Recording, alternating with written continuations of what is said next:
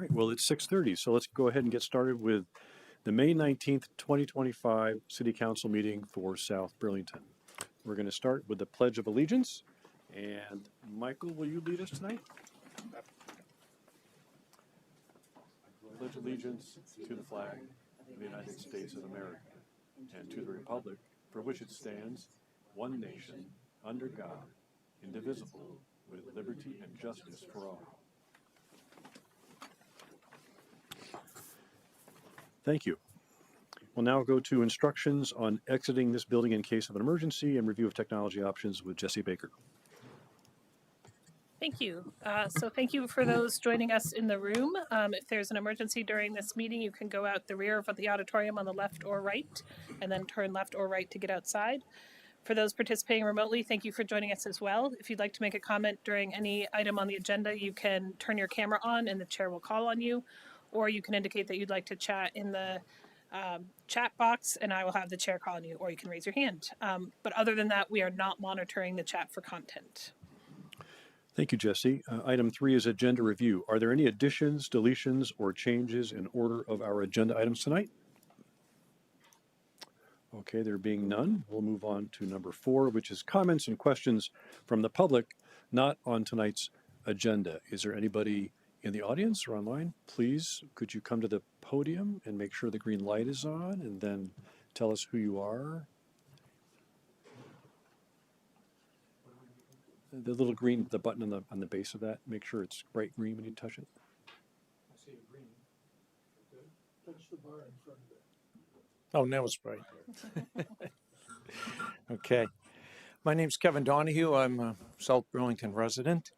I'm here tonight to just briefly lodge a complaint, I guess. I'm going to just give a little background of going back 6 years. I think the only person on the council at the time was probably Tim. When I came in and my daughter had purchased her first condo in South Burlington, and the way that taxes were mailed out at that time, and I do believe still to this day that they go to the address of record until it can be updated at the town tax records. And at that time, the bill was sent 3 times to the wrong person. It was sent to the prior owner. By the time my daughter finally realized she had gotten her bill, she owed the city about $700 in penalties, I believe it was. I could look up the exact figure, but it's not important. That's now in the past. Other than my complaint, I believe it's still the same format they've used for years, and a city or any city in the state that has a budget like we have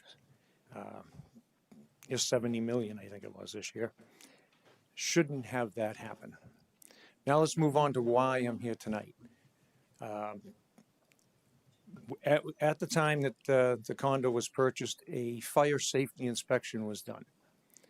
And my daughter has sold the condo now, and another fire safety inspection is being done. And that's all well and good. Didn't expect to find any problems, but what she encountered was the stairwells of the properties, both into the basement or going upstairs to a second story. If you have generally an unfinished basement, you're going to go out of wherever you are, the kitchen, start walking down into the basement. You're going to be looking at the stair treads and rises. The fire department likes to have that enclosed with 5/8 sheetrock, and it allows them about an extra 15 minutes of time should there be a fire in the structure. And that's not a problem. I don't have any issue with that. The thing I have an issue with is that it was the ordinance and regulations back in 2018 when the property was purchased. Deputy Chief Francis actually did the inspection himself, and nothing was mentioned about enclosing those stairwells with sheetrock at that time. So the inspection this past week, Casey had done it, the assistant fire marshal, I believe. And he did the inspection and noted that the stairwells had to be enclosed with sheetrock. And I asked him if any ordinances or regulations had changed since 2018. He said, no, that was the regulation back then. And it was missed by Deputy Chief Francis in the inspection report. And so it was never done. It would have been done and paid for by the prior owner. And now it's being paid for by my daughter to have it done. And so she not only has the fee of $125, she has about a $500 to $750 job to just put the sheetrock on this two stairwells. I talked to Deputy Chief Francis about it. I don't know if I invited him to come. I told him I was coming tonight, and I'd like to have heard his side of the story. I indicated, I said, at the very least, when a mistake has been made by an employee of the city, and going back 6 years, not only should they own up to it, but they should have compensated my daughter for this mistake.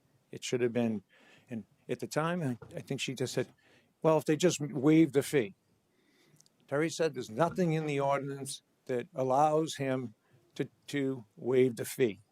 In my comment to him at the time, I said, I do not believe there's anything in the ordinance that says he cannot waive the fee. And he said, you'll have to take it to a higher power, and that's this board. And I'm asking tonight, I believe that it should be looked into, the fee should be waived, and the money that it cost her to do it today should be reimbursed to her. I think it's very simple. I don't believe a city like South Burlington should make mistakes and they'll admit to them. They admitted that the process wasn't perfect with the tax situation, but that was as far as it went. The penalties and interest were not waived. Terry Francis is indicating that we don't waive these inspection fees, whether we make a mistake or not. It's just plain wrong. That's all I have to say. There's no need of going on any further about it, but I'd like you to delve into it. I'd like you to make a decision quickly on it. And that's it. And I thank you for your time. Thank you very much, Kevin. Any other comments from the audience? Donna? Don't forget to identify yourself. Good evening. As the current chair of the Sextons, I would like to invite the cemetery commissioners, which are you, to a cleanup that we're going to be having at Eldridge Cemetery on July 12th from 9 to 12. We're going to be doing a lot of straightening of the headstones that have fallen over. So it'd be a good opportunity for you to see exactly what we do and how we go about doing that. Which cemetery? Eldridge. Eldridge. Eldridge, yep, Eldridge, by the okay. airport. So save your date if you can. July 12th. Thank you very much. Any other comments from the audience tonight? I see one person online, or two people online. Barb Service, any comment tonight? Going once, going twice. All right. So thank you. We'll now go to councilors' announcements and reports on committee assignments. Elizabeth, would you like to start? It's been busy since our last meeting. The first thing I attended was the economic development session and got an update there from a number of folks. It looks like Civic Soul is going to be presenting in early June with a presentation and some feedback. So hopefully we'll get that date soon. I don't know if we have it now, Jesse. We do. Yep. June 3rd. The evening of June 3rd. Great, thanks. Also had an opportunity to participate in the public forum for the police chief. There was a very low turnout. There was probably the same number of people in the room as there were online, if not a little bit more.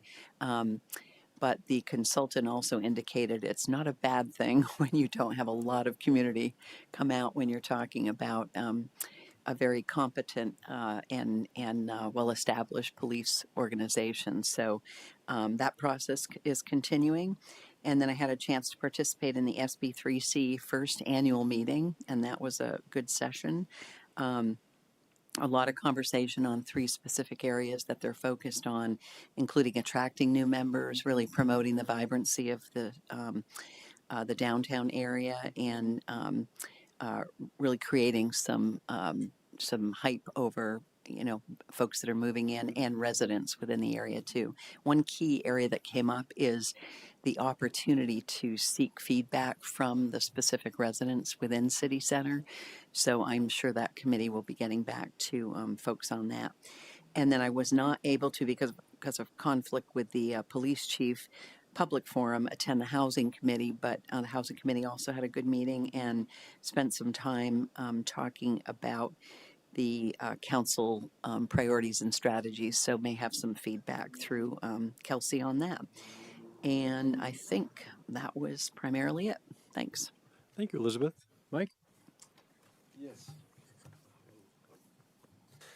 Having done the minutes, I just encourage all our counselors to speak into the mic. I found out in going over the minutes and listening to the videotape, sometimes we all don't do it, and I'm very much guilty of it, so I'll definitely speak into my mic now. Thank you for the invitation to the cemetery cleaning. I did that last year, and it was great to see your committed colleagues there, the scout troop there as well. But for me, it was interesting because it really changed how I viewed cemeteries. I always, to be honest, sort of saw them as sort of creepy places that were sort of over there. And by actually going in and participating and seeing all the history that was there, it made me realize that it's another sort of open space or community space for all of us in the community, whether you have someone interned there or not. And I'm so glad that it's been made part of the thinking of the master plan for parks and open spaces to also include in that cemeteries. I attended the Bike and Ped Committee, which continues to be very focused on coordinating with activities with the Rec Park Department in terms of outreach, raising visibility. Continue to be very focused on coordination with our surrounding municipalities, in particular Burlington, and being sure that our bike paths not only connect internally, but connect externally, and as well as signs and posts to basically standardize what are the recommended speeds and protocol for using those PEDs, so they're standardized across as we all basically cross these different lines that surround us, as well as identifying when you're in South Burlington or Burlington. So very, very active. But I also use the opportunity, since we spoke about this at our last committee, to talk about how do they find guidance, and I know we're going to talk about that in detail, but I was very happy to hear from them that they felt that they had a very focused mission. They very much understood their mission, and they referenced 3 documents as being very important in helping guide them and always being their reference points, which was obviously the capital improvement plan in terms of how bike paths and mixed-use lanes will be used in the future or built out in the future. They also reference the active transportation plan in terms of how that formulated and directed their work. And they also reference the climate action plan as it has the whole idea of getting people out of single-use cars and other forms of transportation. But they also mentioned something that they found extremely useful. And Tim, perhaps you're the only one who remembers this. It predates us. It was called a mission and duties protocol that they had the city council adopt. They put it together, and for them, they thought that was the most important document. So it may be something for if people are interested or liaison with the other committees to maybe take a look at and see if that would be helpful for their committees. The only other announcement I have is one of a personal nature. I'll be announcing that I'm stepping down from the city council in mid-July. My wife's career has taken us to Virginia, so the wonderful 3 years that we've had in South Burlington, unfortunately, are coming to an end. But it is a bit of it was great 3 years. Thanks. But I also want to use this as an opportunity to thank all the voters who gave me what I think you saw, a very unique and remarkable experience of serving our community, getting to know all the wonderful people that make it up, and are committed to helping us all have the bounties that come from living in such a wonderful community that has so many resources and so many talented people. I would also like to underscore that this could not be done without the amazing city manager and professional city staff we have. We're truly lucky and blessed with that, and I'm very grateful for all their support, and I think allows us to go forward, especially in this challenging environment we're facing in terms of revenues and et cetera, that we'll be given the best advice for the council to reflect on and make policy decisions on. I also want to thank my fellow councilors. It was a real learning experience, a steep one at the beginning. For those who've been on here a while, I thank you for taking the extra time and allowing us to come up to speed who are new. I think it's been a very useful process that we've had in terms of having civil discourse. We don't always agree, but what we do agree is to allow us to all voice our opinions. And I think that process, as we all discussed at the retreat, was something that allowed us collectively to come to the best decisions. And so therefore, another reason I'm making this announcement 2 months in advance is because I want to be sure that we have the smoothest transition. And I encourage my city council colleagues that as they go forward in selecting someone to fill, if that's the course they choose to go, to fill this position until the next elections, is that they choose someone who is broadly reflective of my views. I think that helps to continue this positive dynamic and the very productive outcomes that we've had over the past year and a half or so, and that it allows those who basically cast their votes for me continue to feel like they have a vote. And I guess my last statement would be, do vote, residents. This is what really helps us all collectively to understand what are the broad views and diverging views in our community, and allows us to then collectively, through civil discourse, come out to an outcome that is best and maximizes the greatest good for the community. So thank you, and I look forward to continue to work for you for another 2 months. Mike, thanks a lot for those comments. And I just want to make you aware that you are responsible for every single meeting up until the actual day that you leave, including all minutes that have to be reviewed and sent out to the rest of the council. Okay. So, With if you were that in thinking mind, about stepping down slowly from the council, it's going to be right up until like when you get in the moving truck. I think you might be on your tablet doing something, I promise, but please speak into the mic for the minutes. Well, we certainly wish you the best, and we will be talking about this a little bit later in the agenda, so appreciate it. Lori?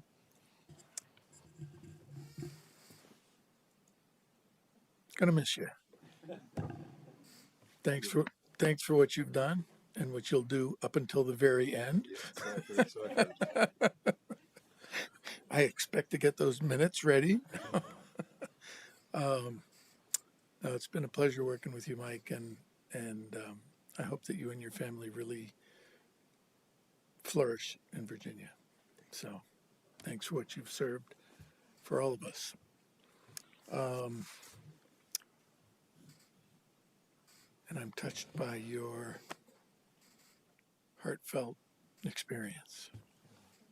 So, Thank you. Since the council retreat on the 7th, on the 10th, Andrew and I had a conversation with the council in the library. It was a pretty active conversation, and there was a lot about housing growth following the presentation of the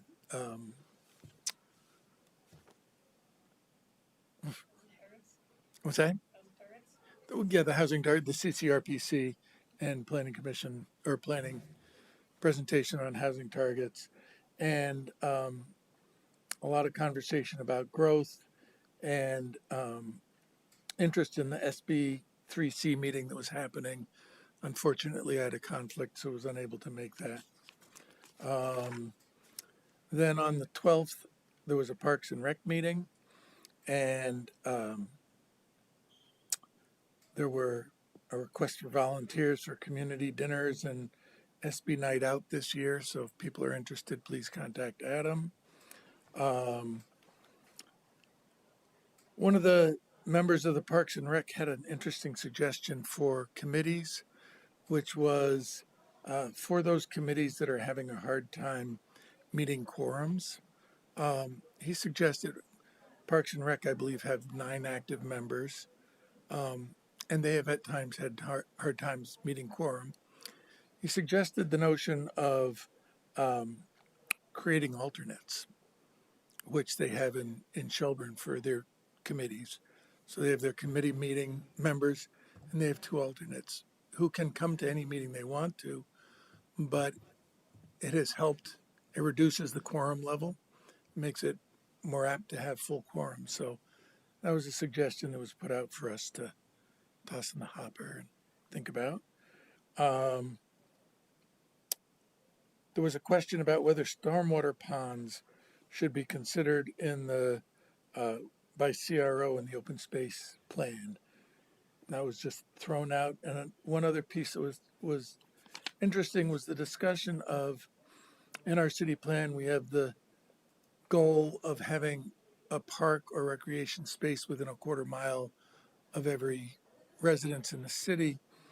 And there was a question about density or dwellings per acre and how that might impact the amount of open space needed in any particular community, and something that we might want to be a set of regulations that have been reviewed and are going to be going to city manager and staff to review and hopefully get adopted for the sextons. And I also went to the listening session for the police chief search, and I wanted to thank Elizabeth and Violet for volunteering their time to help support the process, and give kudos once again to Jesse for embarking on a really professional process to ensure that whether we hire from within or without, we all know that the person we've hired is the best qualified person for the job. And it was sparsely attended. There were 3 members of the public. So that sounds like, oh dear, that's terrible. But there were, I think, 3 reasons for that. One was we had awesome weather, which was competing on that night. It was one of the first amazing nights we've had. 2, we have just a phenomenal police department that has the trust and support of our community. And 3, we have a leadership team which is really doing an exceptional job. And I think that, quote, lack of turnout was actually a vote of support for the work of our team. So I didn't see it as a bad thing. And that's the end of my report. Thank you. Thank you, Lori.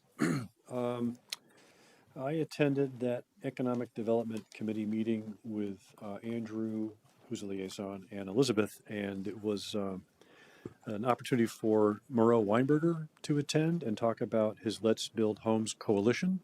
Gave us a good background on that. Evan Langfeld was there from O'Brien Brothers and talking about the work they're doing there. And Kevin Shue was supposed to show up, but instead he sent a 10-minute video about the Vermont Futures Project.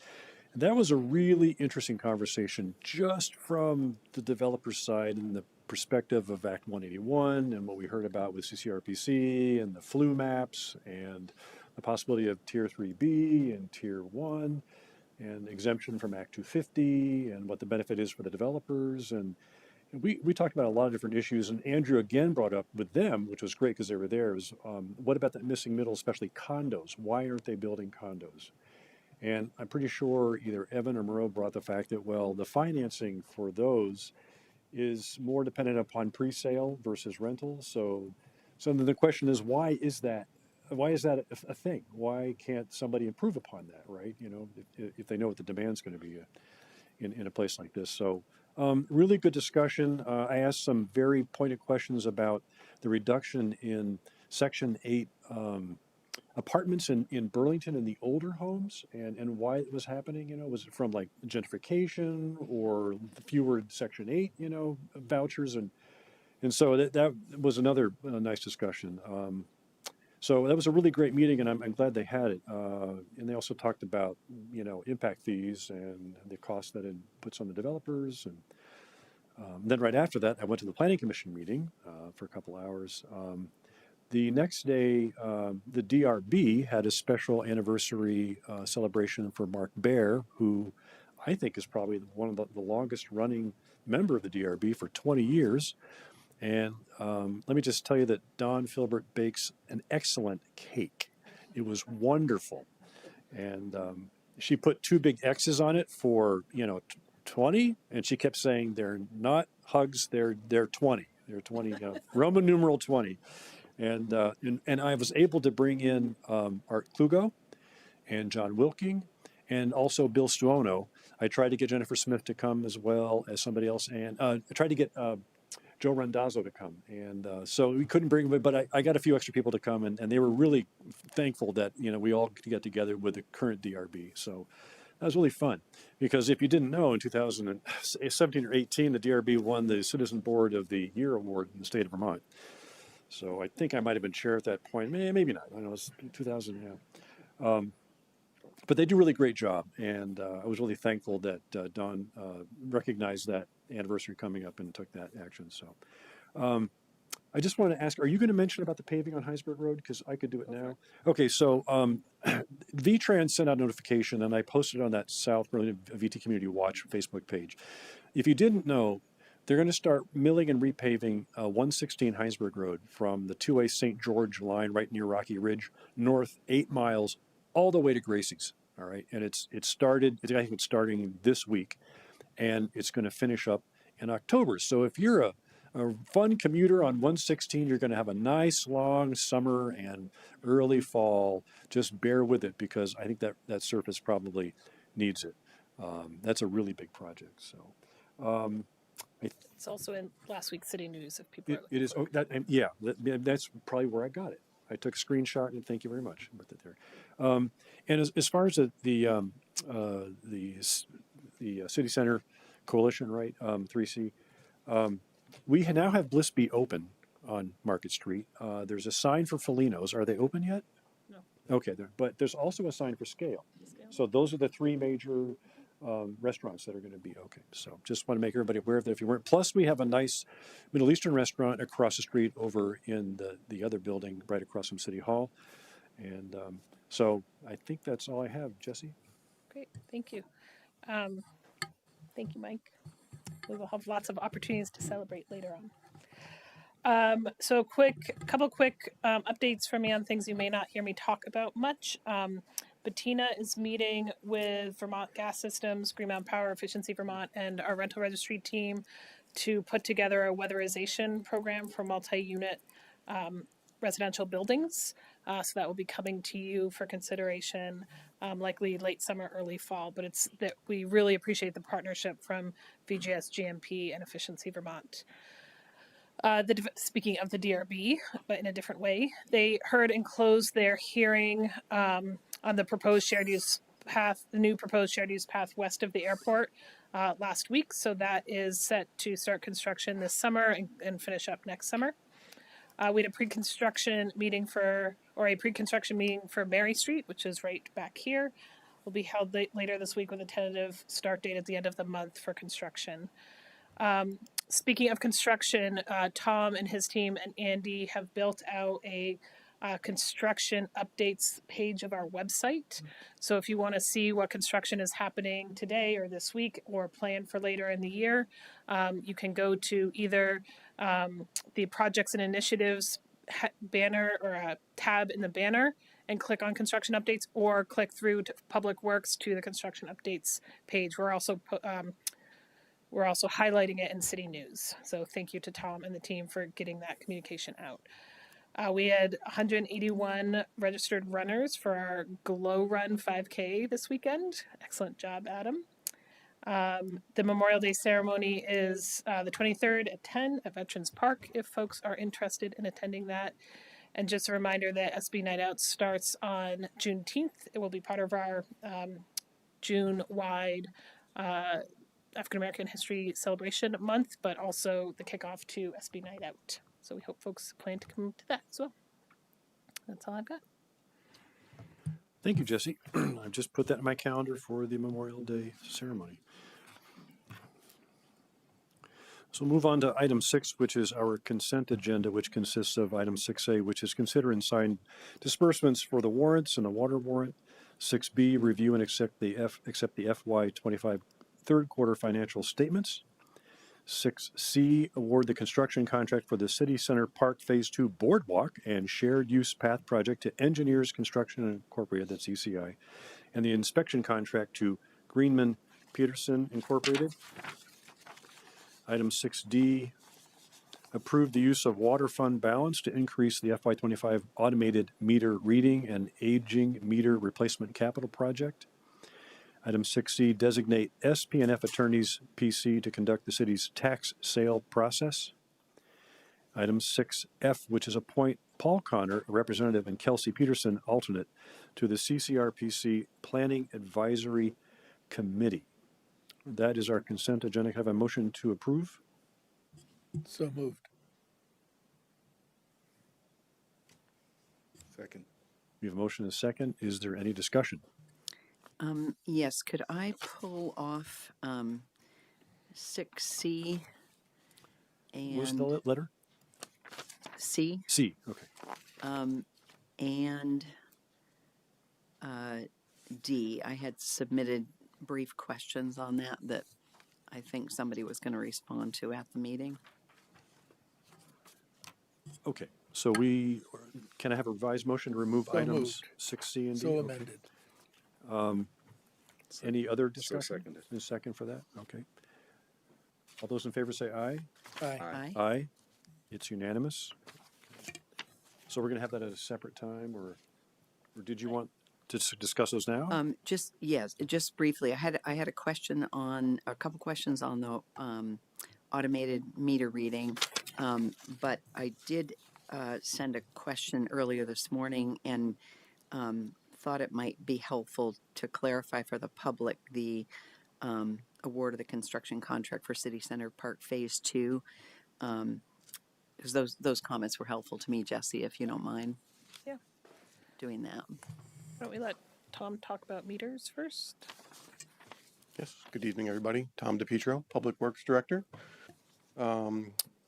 Councilor Fitzgerald had submitted a couple questions, and so I'm just gonna, I guess, paraphrase the questions and respond if that works for council. So the first is, I guess, the relative amount of the request versus what we have budgeted. So it is an effective doubling. So our capital plan has 75,000. We're looking for an additional roughly 72,000, we'll call it, to purchase additional meters to replace older meters. The second question related to cost offset. So part of the impetus for this is that we were informed by our supplier that the meter costs are going to go up at minimum 6%, but likely more. I think it was on June 1st. So we're trying to place an order before that. Otherwise, the cost savings associated with replacing some of the oldest meters in the city generally relate to labor. And so less time dealing with meter issues, pulling them, responding to questions, things like that. Eliminating manual reads for some of the older meters that still require that instead of being radio read. And then I think some of the larger meters that were included in this request, it's just getting down into meter pits to do maintenance on those takes a lot of time and effort. So it's more labor savings there. And question if this was related in any way to Queen City Park water meters. And it is not in any way related to Queen City Park water meters. Thank you. What water meters? We would have water. I appreciate that, Tom. Can I ask a quick question? So with this new hardware, what do you think is the expected lifespan of those? What is the expected lifespan of a water meter in a residential home? 20 years. 20 years. And we've got about 6,500 meters in the city. Yeah. The current cost of a residential meter is $302. So if you do that math quickly in your head, No, we're not on quite the 20-year cycle at this point with how we funded this to date.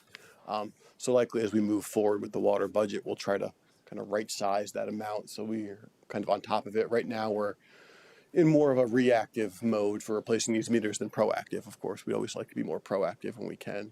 So if a homeowner buys new construction and there's a new meter and it lasts 20 years and then it fails, who pays for the new meter?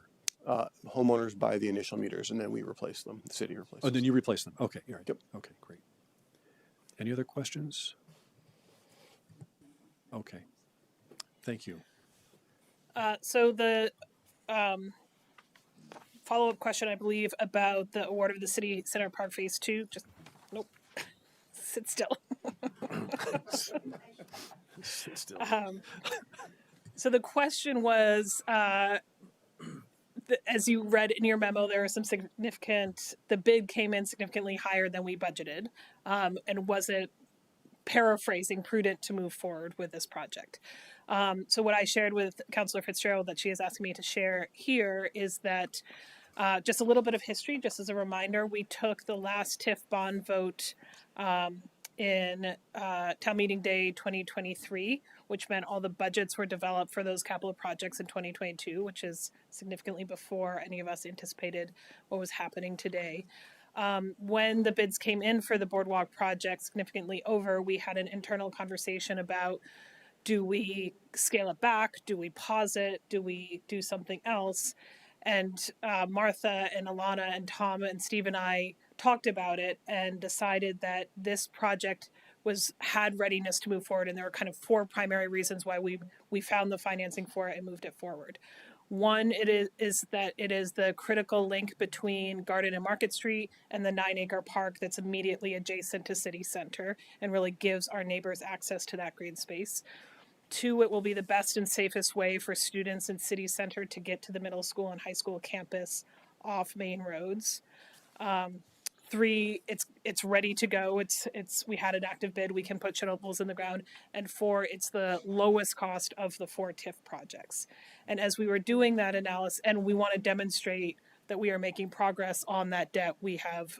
And in doing that, we also started to look at how financing, TIF financing and other financing could be shifted across the remaining 3 projects. And just a reminder, the remaining 3 projects are the bike ped bridge over the interstate, the completion of Garden Street from Dorset to Williston Road, and the Williston Road Streetscape project.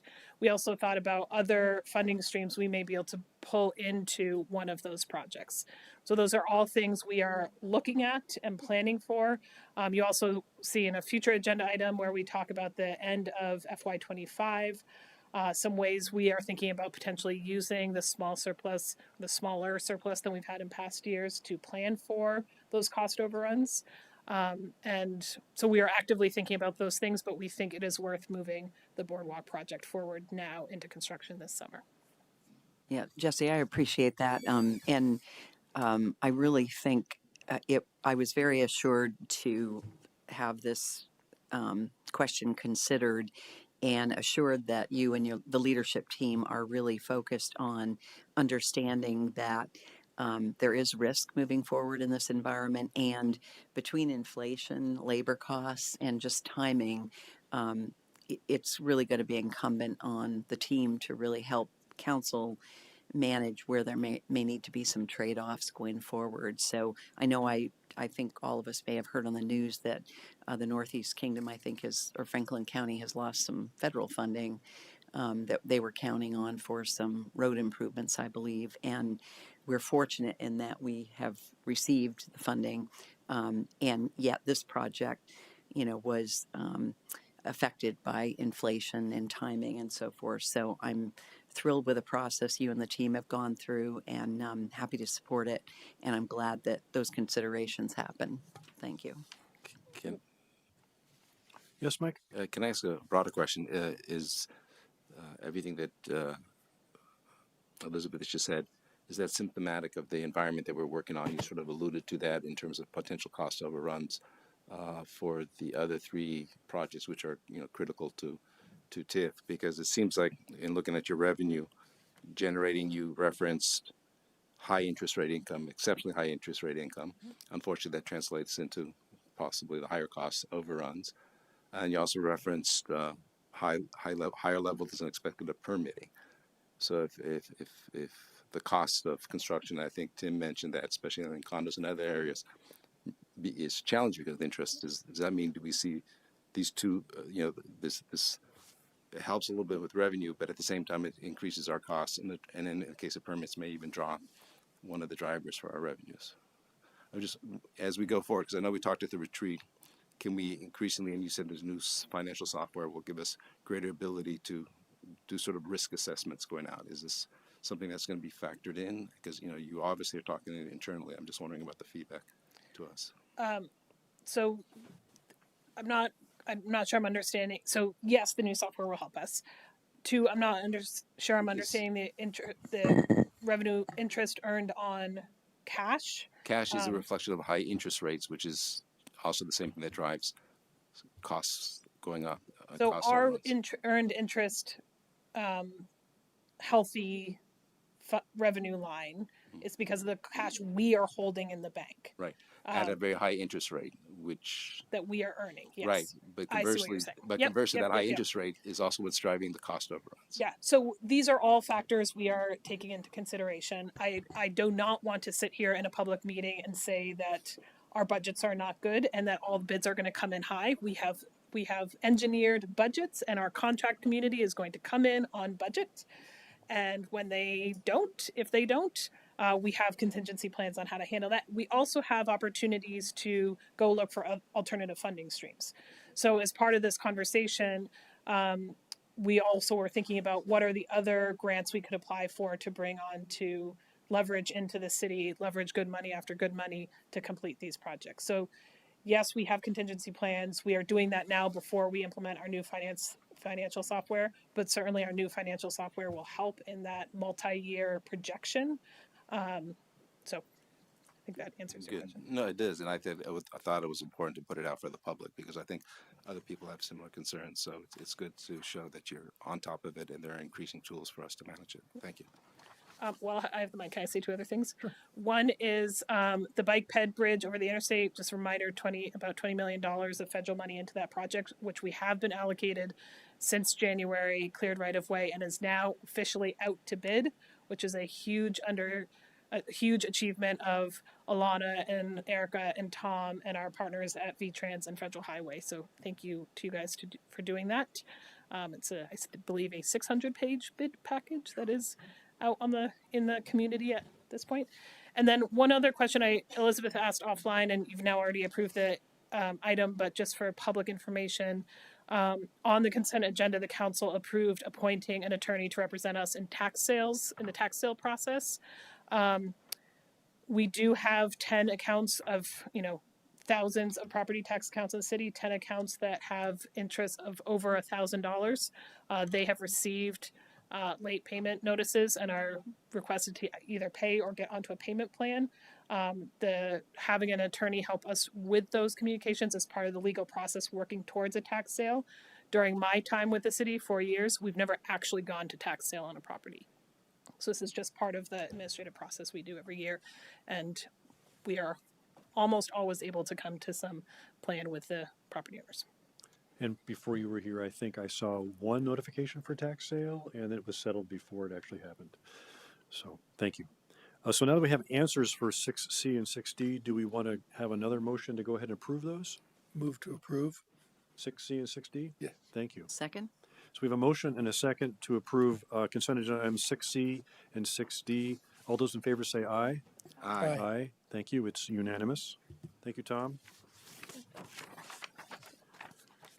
All right, we will move on to item 7, which is receive a report from the Charter Committee on discussions around all legal resident voting.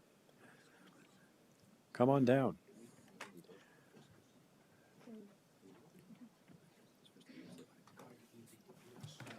I had your final version up here, but of course. I believe you guys voted on. We did, yes. Yeah, we had 2 votes, one without 6C and D and then one with. Yep.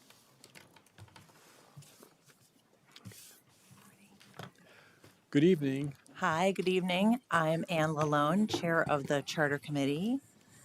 Want to introduce yourself? Wendell Coleman, also Charter Committee, School Board appointee. And we have several other members of the committee here. And it's been a great committee. People are very active, very thoughtful, very passionate and opinionated, which is probably what you want in a committee. So thank you so much for having us here today. Our report is in your packet. I'm not great at writing short, so it was a lot. I'm just going to go over just a few highlights, and then we can talk about our recommendation and answer some questions. So it's a seemingly simple question. Should all legal South Burlington residents be able to vote in local elections? But there are complicated strands here. First, information about South Burlington. It's really hard to find an exact number for this, but from the census and from the South Burlington Economic Development Plan research, there may be around 1,000 people in South Burlington who are foreign-born non-citizens, but we don't know ages or the legal status. If they're green card holders, it's really hard to find that information. Also, for South Burlington, from the City Plan 2024, there are a couple of relevant goals. Promote a culture of collaboration and participation in city governance and planning by emphasizing transparency, inclusivity, and accessibility. And another goal, achieve a city governance structure and public participation that reflects and represents the diversity of South Burlington's population. I had also forgotten that the City Council signed a Declaration of Inclusion in 2022, and we didn't include this in the report. I had forgotten about it, but the member of the public who has come to several of our meetings, I invited him tonight, and he said, "Well, I don't think I can't come, but don't forget the Declaration of Inclusion." It just includes a statement that recognizes our community is strongest when all feel they can participate in policy making and municipal programming. We looked at Burlington, Montpelier, and Winooski. They've adopted a similar charter change. Bennington voters voted down a charter change this past March. The committee talked to 2 city clerks, an assistant city clerk, and the mayor of Winooski. We talked about logistics. From our latest information, Montpelier has 18 legal residents registered to vote in local elections. Burlington has 120. Winooski has 49.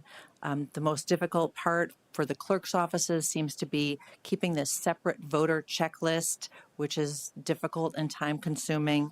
Also, when there are both local and national questions on the ballot, the cities have to make separate ballots with just the local questions, and they also have to make sure that the legal residents, the non-citizens, get these separate ballots when they're voting. The cost in Winooski has been around $4,000, mostly for language interpretation, about $1,000 for Burlington, and Montpelier said it was a minimal amount. Also, I think relevant here tonight, we asked about public records requests. We asked the clerks from Winooski and Burlington, so if somebody asks you for a list of those non-citizen checklists, people who've registered, would you give them out? And they said, yes, we would give people these lists if asked. We don't know how much information what would be on the list, but just to note that they said that. For committee outreach, it was difficult. We tried to reach out to legal residents to see what they thought about the charter change, but it wasn't easy. And I'll note that we were sort of in the middle of this process when we decided to stop and make our recommendation. I can speak about that a little bit later. But we did have one group, the Champlain Valley Office of Economic Opportunity, Office of Racial Equity and Community Inclusion. They offered to have their community ambassadors reach out, but they never got back to us. And Migrant Justice and the Vermont Afghan Alliance, they supported the change, as organizations, but they didn't really give us information about what legal residents might want, whether they would want the charter change. And Superintendent Violet Nichols told us that a couple of parents who are legal residents had approached her to say that they would have liked to have been able to vote for the school budget. And beyond that, other considerations, lawsuits, the charter changes in the 3 other cities have led to lawsuits. Montpelier's and Winooski's are over. In Burlington, the question was whether a vote on the school budget is local or if it really is statewide, because there are statewide implications on the voting on a local school budget. And the Superior Court said, well, that's a purely local vote, so it's constitutional to allow non-citizens residents to vote on that. But that's been appealed to the Vermont Supreme Court. So that's another thing that's up in the air for you to consider. There's also was an executive order, March 25th, preserving and protecting the integrity of American elections, which, among other things, asked the Secretary of Homeland Security to give the Attorney General complete information on all foreign nationals who have indicated on any immigration form that they have registered or voted in a federal, state, or local election. The House passed the Safeguard American Voter Eligibility Act, or the SAVE Act. This would require proof of U.S. citizenship in order to register to vote in elections for federal office. It doesn't say anything about local elections, but Vermont's Secretary of State said in an interview, we don't know whether the bill would affect communities that include all resident voting for local issues. And that bill is in the Senate now, so it's not law. But also I need to note that Governor Scott did veto the Winooski, Montpelier, and Burlington charter changes after they went through the legislature. Those vetoes were overridden. He said that he wasn't against the policy of having legal residents vote in local elections, but he wanted any such voting changes to be made statewide and not city by city. So again, he may veto this if it does make it through the rest of the process, which is a long one for a charter change. And the committee had several meetings, and we strangely never actually discussed kind of the merits of whether legal residents, green card holders, should be able to vote in local elections. I can let Wendell speak to this, but there was a sense that given the national climate, this was a bad time to be making this change. And so we never, I know generally what people feel, but we never really had that discussion. But let me turn to Wendell.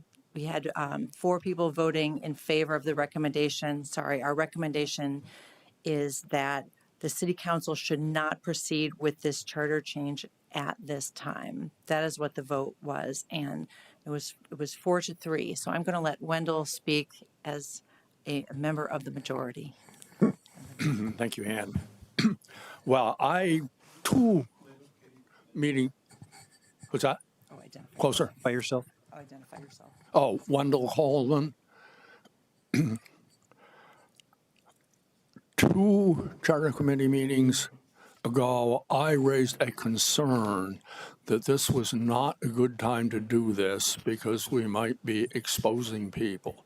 By the last one, the news reports were 100% convincing to me, and I immediately made the motion that we should put this thing in the freezer and wait, because for humanitarian reasons.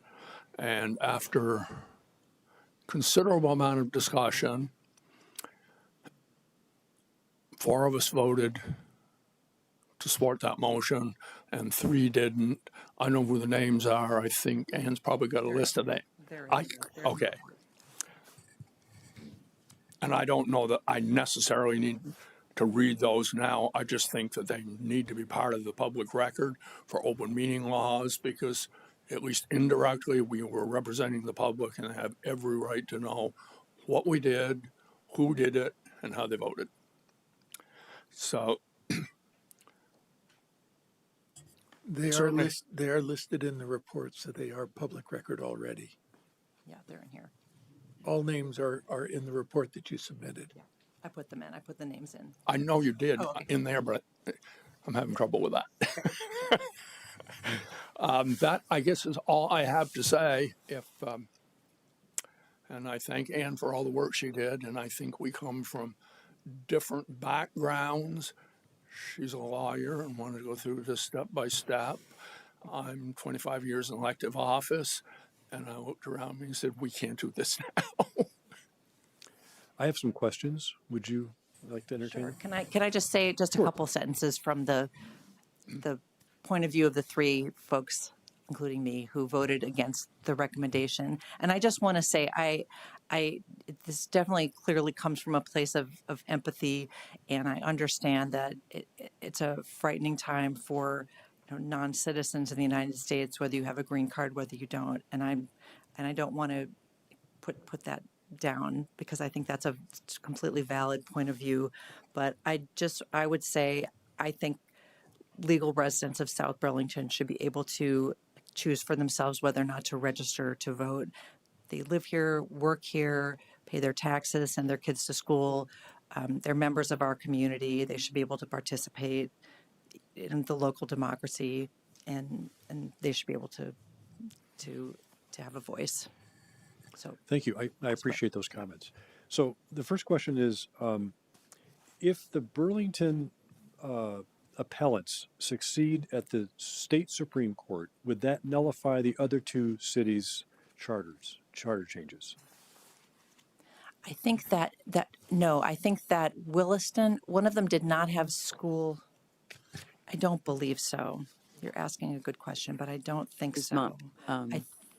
Montpelier does not include the school budget because it's a supervisory union. Okay. All right. And yeah. Williston? I mean, I'm sorry, No, I Winsky? think that's right. I think it might be just Montpelier, but I think the other two, they have. I mean, I don't know that it would get rid of voting for city council or bonds or like the city budget, or even maybe school board members. I don't know.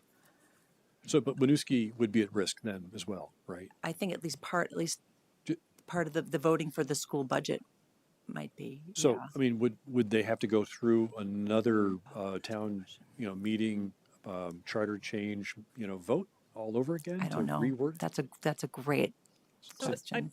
Well, one, Yeah, despite the fact that Ann is a lawyer, I'm not sure. but you could disagree. Are you a lawyer? I thought you were. Oh, yeah. I am, but I that's don't because- think she should be giving legal advice. Oh, I'm not. No. I Yeah. think that the Supreme Court has ruled on very narrow parameters in the past. So I think that the reason this one could go to the Supreme Court is it's a new fact pattern. So it wouldn't necessarily nullify a previous decision because the fact pattern is different. That's how it got to the court. Well, these are just thoughts that are going through my mind. I just want to ask. And, it also seems like, no good deed goes unpunished, right? As soon as these things get passed, right, then all of a sudden, then, ICE takes a severe interest in these lists that the city, clerks would maintain, which is unfortunate. If the previous two charter changes were approved on an override vote, does anybody have a feeling that if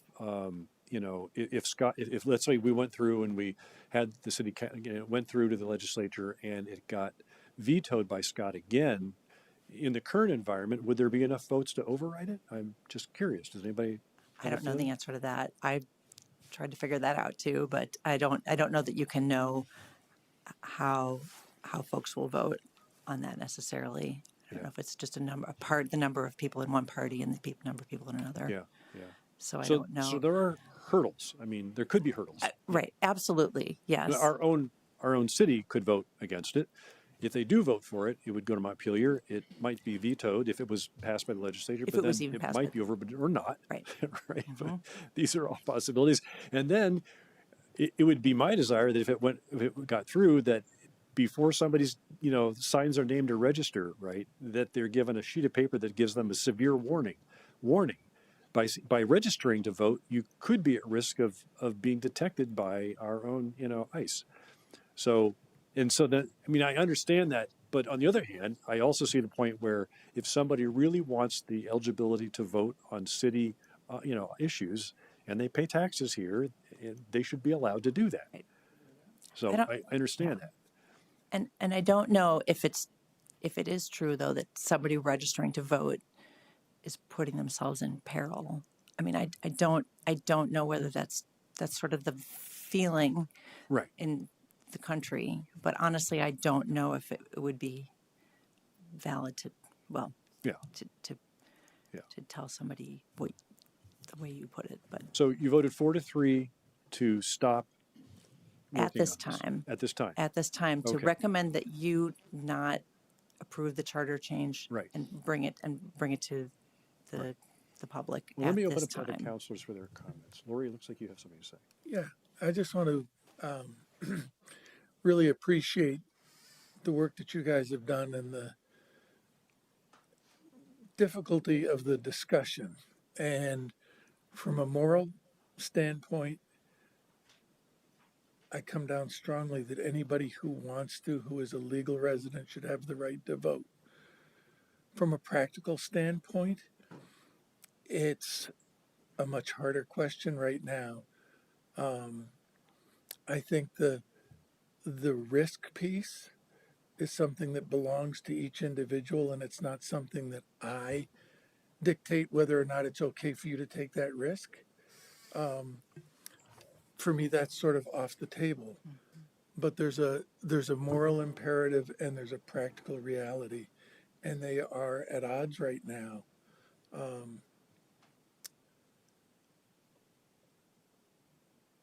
I think I fall in line with putting a pause, not saying no, but saying let's wait until the practical issues are clear enough that they don't create a distraction for us as a city rather than a benefit for our non-resident population. Elizabeth? Yeah. Yes, I am the council liaison to the Charter Committee and participated in listening to many of the conversations. And this is a tough one because I could honestly make a case for either direction right now. A couple of the things that I'm keeping in mind are there are very few municipalities around the U.S. that have this all resident voting. There's less than 20 in the U.S. And that number, most of those are in Maryland. D.C. is included in that. Some of them only include the school budgets. And some of those have been turned over, most notably the highest court in New York turned over their all citizen or all resident voting fairly recently. And Ann talked about the litigation in Burlington. So there's, again, very few municipalities that have it right now. I also am watching, I think we're all aware of what's going on with the potential regionalization of school districts within the state. That there's a high probability that there will be bigger regions of school districts, and they in effect will act as supervisory unions, which would eliminate the individual city charter changes that would support local budget voting in that particular case. So in that case, it might go to a state level, but I feel like the probability of that happening kind of concurrent with the time it would take to get this to the through the community and to the legislature for a charter change.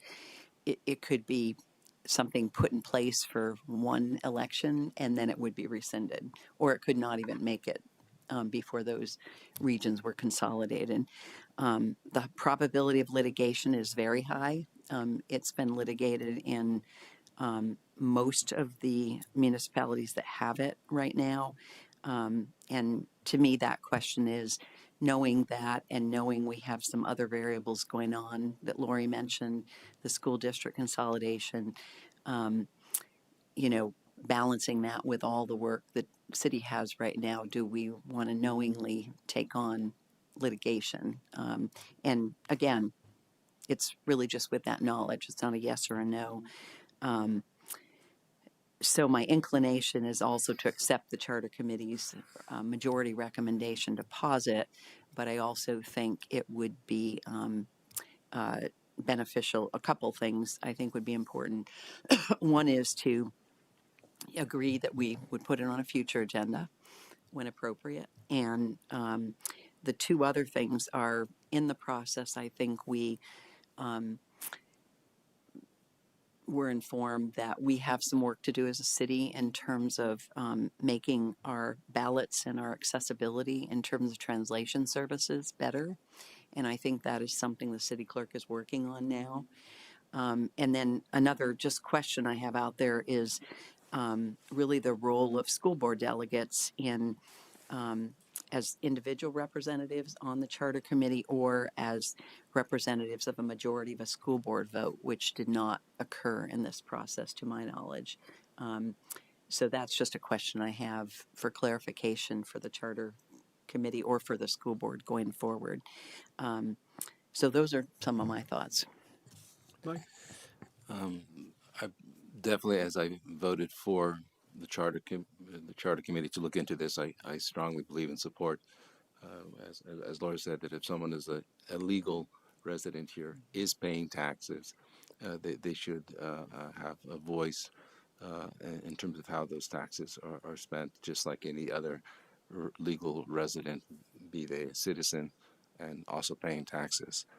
That being said, I also find it somewhat disingenuous to put something out there as if it can proceed, if it is only up to the residents of this lovely city to take this decision and to then go with confidence that if they pass it, that it will actually be adopted.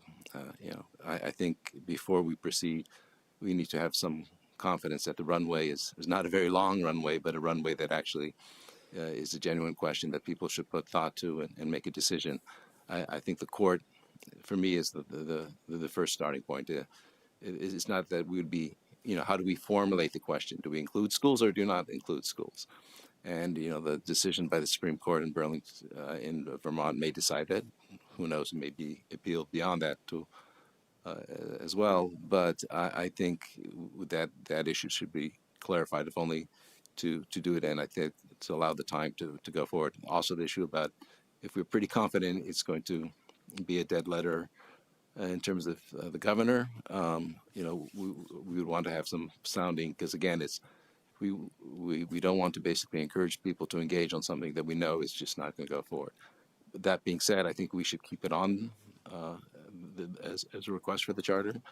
As these issues clarify themselves, I would strongly hope that the charter committee would take the initiative to bring it to our attention, to say that the situation has changed.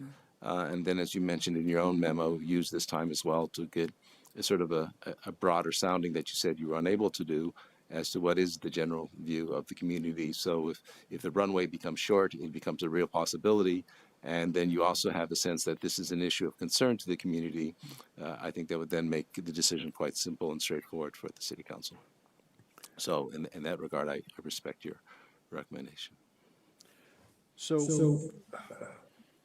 we'll take a minute. But you're a member of the committee, right? Why do we have a there's somebody's. Okay. Do you want to come up and speak, Kate? Are you a member of the committee? Yes, Please come up. Kate is, yeah. And don't forget to turn the green light on and identify yourself. Thank you, Kate. There it is.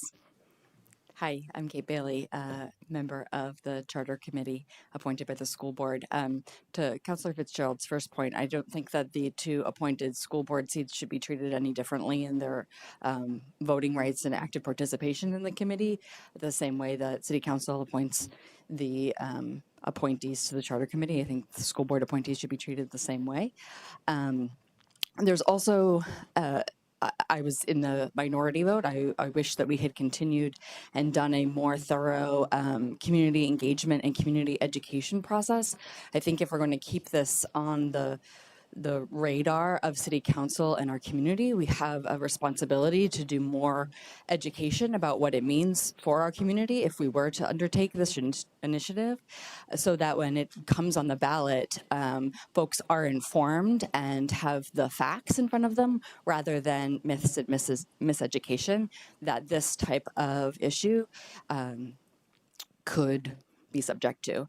The other thing is there's an open seat on, my understanding, on the charter committee that could be appointed by city council at any point, regardless of this issue. And I would recommend somebody with lived experience with our immigration system. If you want to take up this issue again, have somebody on the committee who can speak directly to what our immigration system is like in this country. And finally, I want to say we talked about this, and it's not necessarily a part of our report or recommendation, but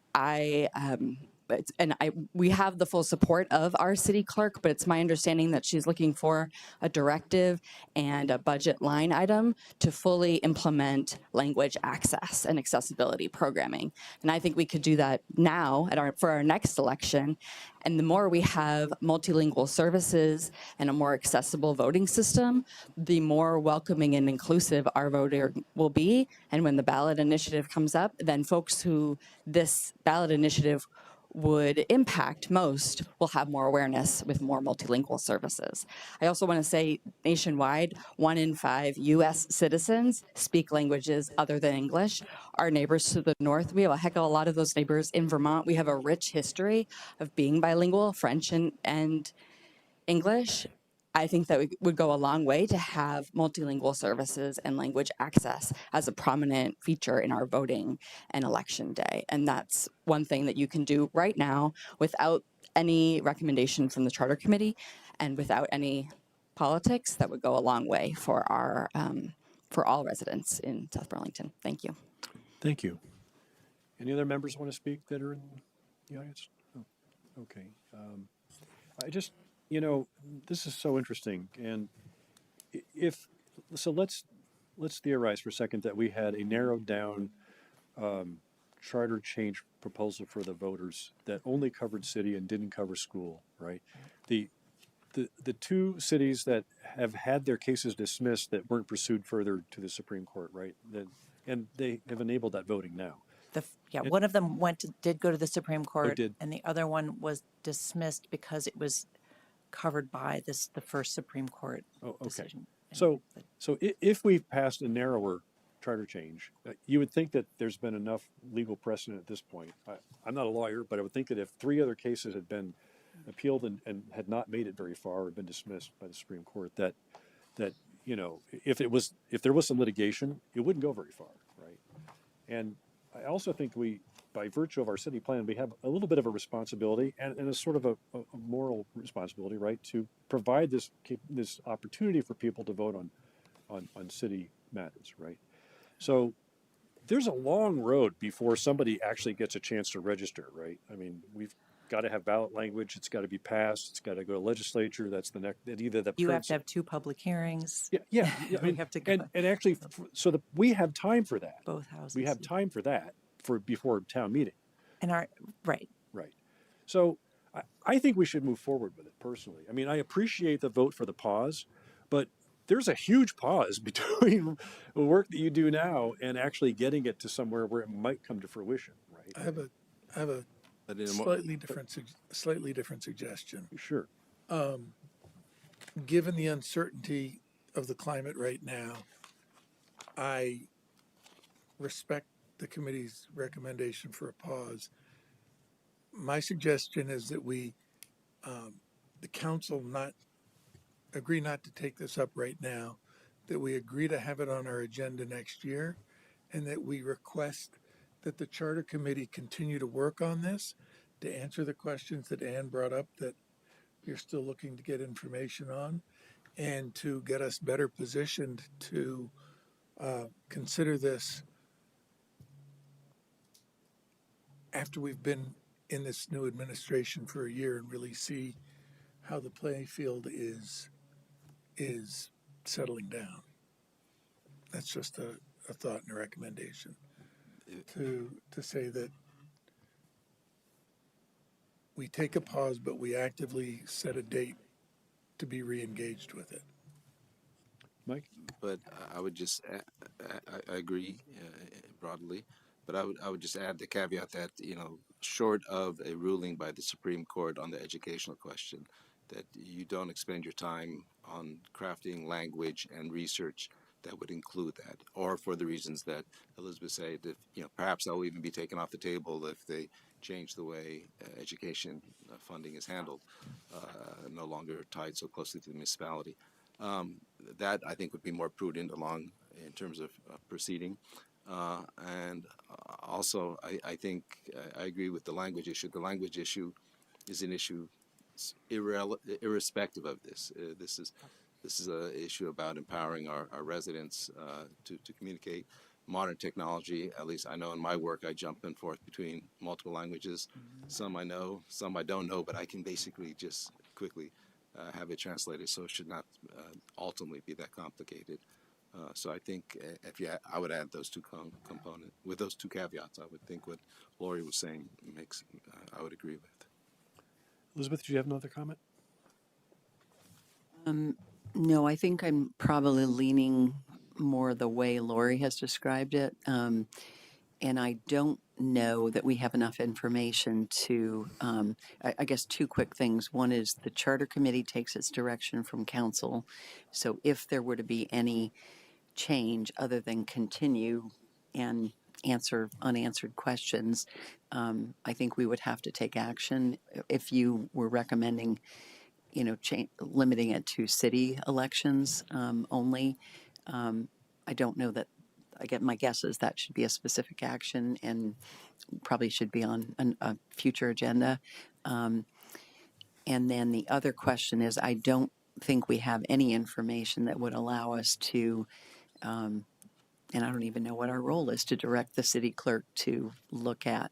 My understanding was Holly was looking at some of that anyway and might be coming back with a recommendation, but I guess I would just ask that needs to be clarified before we could do anything specific. So let me take your temperatures, right? You support the pause. You support the pause. Do you support the pause? I support the pause with the notion that, with the caveat that it's a pause with action behind it in terms of. So would that action include coming up with ballot language restricted only to city elections, city election type items? I think until we have clarity on the legal aspect of the schooling, I would say that would be better time spent. I would not think it would be that hard if we get a ruling positive to just add the additional language, but I would say be prepared for what we know is possible. So let me ask this. Do you already have ballot language? No, Have you- I have the ballot language from those three Right. cities, but no. How much, this is me, just one city councilor. How much work is it to come up with two ballot languages, one that's both city and school and one that's just city? We would have to ask Colin if he's here. Or So the deputy city attorney is here, Jared. Come on down. I'm trying to think of this, there's a compromise here of some sort,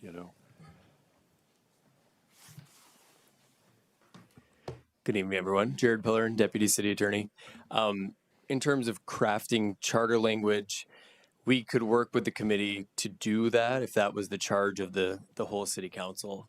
The amount of effort that goes into that's I guess a bigger question, depending on the amount of consensus and the feelings that are there. But if you give a specific charge that the city council wants to see X language, whether that's just city items or city and school items, that would help shape the time and the effort that goes into crafting that question.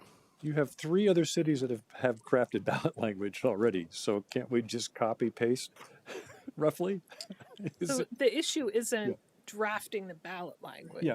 The issue, I think the question is, what are you asking the charter committee to do? If you just want ballot language in front of you, I think that's a quick thing. I would like to have ballot language ready to go if we have a change of heart.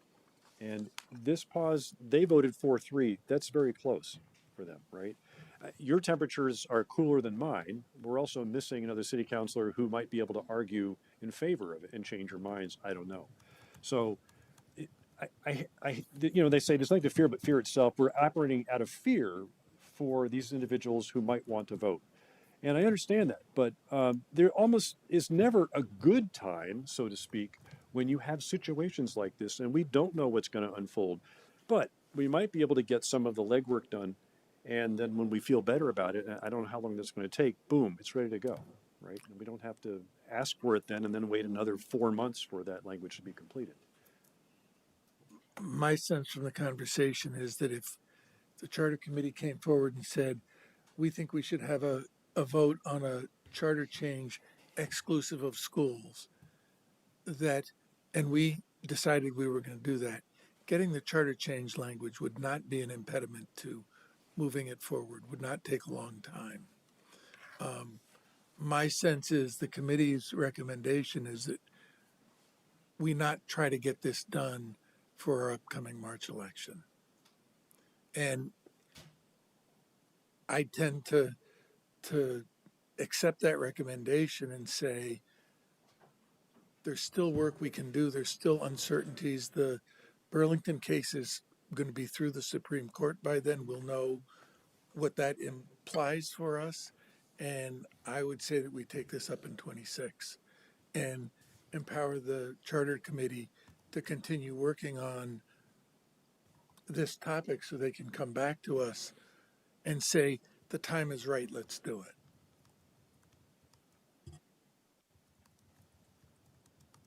Any comment? I think that would be, I mean, I think we're well positioned to continue to, maybe have an informational forum for, well, I don't know, that might be premature, having a forum for South Burlington residents. But we can keep trying to locate groups of folks who will be able to talk to us or can speak through an organization and tell us, yes, we would register to vote. We would want to do this. So we could continue on with that. That would be a possibility. We could get back to you when the Vermont Supreme Court rules and give you a report and say, here's what they said. And maybe talk to Jared and Colin about, whether they thought that if we followed like the exact language of one of these other cities, whether they'd be comfortable about the risk, or if they thought, I don't know, I'm not sure, even if we copied the language of one of the cities that has already kind of made it through the legal process, whether there would be no issues left for somebody to sue. I mean, I don't know the answer to that. And there's also, maybe Phil Scott will decide not to run again too. So we can, maybe we can look up at another time also for that question. I know that doesn't address the concerns about the political climate, those concepts, but yeah, one thing we can do is keep trying to kind of do some more outreach. So I think I hear from the council that they're not comfortable with trying to get something on the ballot in March 2026. Right. At this time. Right. But you still have the opportunity to go ahead and craft the language, watch the Burlington case, right, and then also attempt to do some more outreach. And I think that those are valid things to do. Do you agree? I have no problem with that, though I don't want to engage our legal counsel prematurely, knowing that they've got a lot of work to do. I understand that, but I don't know how much work it is, but, right, I mean, it's, yeah, you know what I mean? It's been done in 3 other cities so far, so, I mean, at least we take a stab at it, right? Maybe it won't be refined, but if we have something to work with, that would be good. Can I make a friendly amendment? Maybe it'll be unfriendly amendment. I feel that, Tim, you're trying to direct tactical work, and I'm thinking maybe the better option is to direct the Charter Committee to kind of come up with what next steps would be options from their standpoint to move this forward.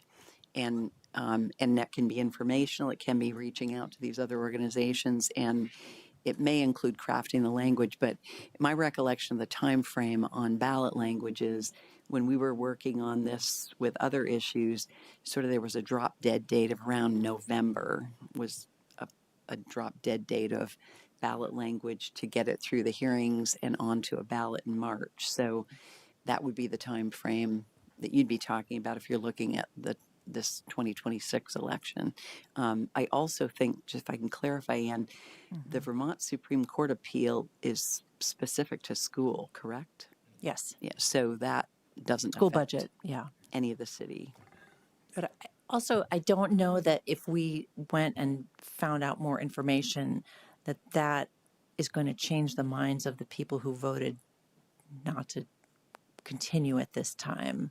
I mean, the reasoning wasn't, well, we need to find out more info. The reasoning was this is a bad time to be doing this. Full stop. So, I mean, we can continue on and look for more. Try to find out what folks want who are green card holders in South Burlington. Well, and we also have an opportunity to fill a seat on the charter committee too. Right. True. Yeah. I wasn't going to say that, but thank you for stating that. So, would you like to take that suggestion to heart that Elizabeth made? Sure. Yeah. Great. Okay. Yeah. So, I hope we've given you enough feedback. I'm sorry. To me, it's full steam ahead. All right. But I understand your position, and I just think that we should try to get something printed out and start talking about it again in September. Right. Yes. Oh, Peter, did you want to come up and say something? You got to come up and talk in the microphone. while he's doing that, I was just going to say that I would really like to make sure that Holly is actually working on bringing something forward to us about language and translation. As Kate was talking about, that's something we can work on, and it's something that we need direction from Holly on so we know what to do. I'm happy to have Holly come in and talk to you. I think that this is an operational, Yeah. It is well within your equity and planning effort. It is well within the city plan to ensure that all have access to city information. I think that this is easily something we can achieve for town meeting day 2026. That's fabulous. And I haven't heard from Yeah. Holly that there was any concern about that. Yeah. So I think we should move full steam ahead on that. And Tim, I just want to say morally, I am totally in alignment with you. I think it's absolutely something we should move full steam ahead on. But there are so many practical impediments right now that even if we move full steam ahead, we might not get there. So that's my hesitation. Thanks. Mr. Taylor, could you identify yourself? Peter Taylor, Charter Committee member. Excuse me. I'm just a little confused. I've heard 3 counselors say, pause, take a minute, and we'll deal with it. The chair wants to move full speed ahead. The chair is telling the committee to move full speed ahead, and the counselors haven't changed their mind. Where are we? I think where we are is that we respect the pause, but I think that if there's a pause, there can be some other work done concurrently with the pause, because at some point there's going to be an unpause. And so if you wait until you unpause, you're going to have to wait a lot more time before you get to where you want to go. So would that include hearings, that we hold hearings? I mean, No, I don't think so. what? No, not at this I'm just point. trying to get a feel Yeah. for, as a previous chair, and now maybe our chair knows exactly what you want to do. I don't know what you want us to do. So I'm just trying to get a feel for the speed you want us to work at. And because traditionally the charter committee would reach some consensus and then we do some outreach, not just to specific voting groups, but to the community as a whole, and then we'd come back with a report. And are you looking for that by November so that you can go ahead in March? Or are you giving us a pause to say, we got another year to deal with this, take your time and work through it. I'm just trying to work my way through hearing three people say pause and one saying go full speed ahead.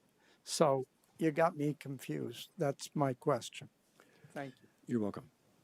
So I think as someone who's suggesting a pause, I would still like to see the charter committee work on this issue. I'd like to see the charter committee discuss among yourself, are there ways to address the issues that Wendell, you've brought up and that the charter committee feels are concerns? Are there ways any of those can be addressed to reduce their level of concern so that we see if there's a path that actually seems viable from a greater perspective?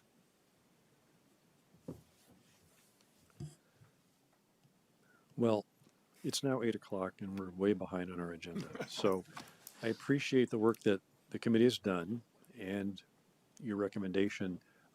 You've heard from the council and Elizabeth has an excellent suggestion. So I hope to hear from your committee again in the future. Terrific. Thank you so much for listening to us, taking all this time to hear from us. I appreciate it. Thank you. Let's move on to item 8, which is receive a briefing on field maintenance at Veterans Park and provide feedback on pursuing either a grass or synthetic turf with Silken Kirshner, who's a project manager of Transportation Open Space, and Adam Math, Recreation and Parks Director. Come on down.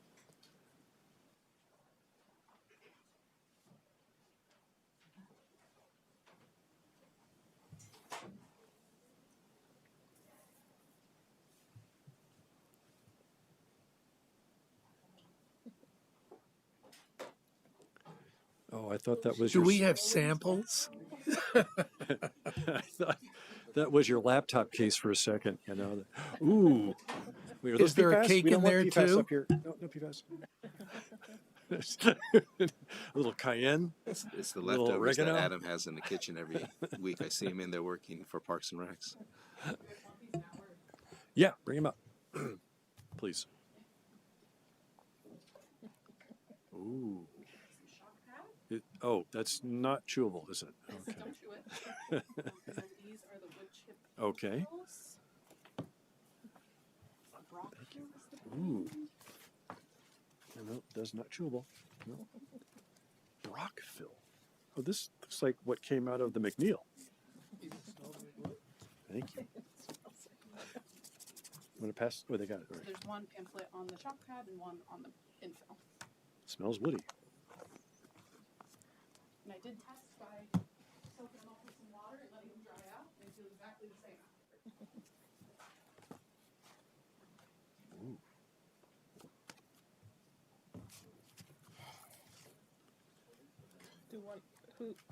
Who's presenting?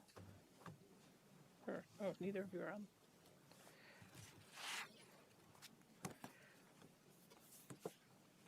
This is glossy. Look at this. Oh. That's cool.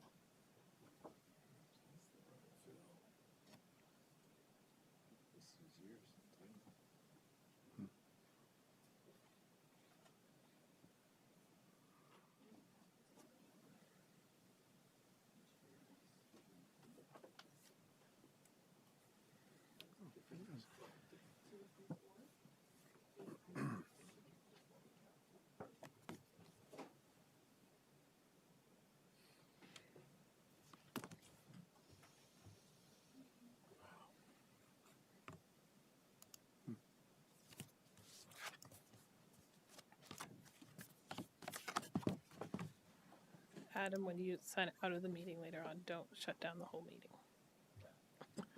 'Cause you have- Silken, does the shock pad go over the over Read the wood? documentation. It's not on. Hi, I'm Silken Kirshner, Project Manager, Transportation Open Spaces. The shock pad goes the bottommost piece of the system, but above any of the subgrades. So the gravel, the fabric, all that kind of stuff will be first. And then the shock pad and then the grass, and then sand, and then the grass, and then the infill on top, but it infiltrates through the blades of grass and settles. Through the blades of plastic. Plastic, yes. Grass. We'll put the word grass in quotes.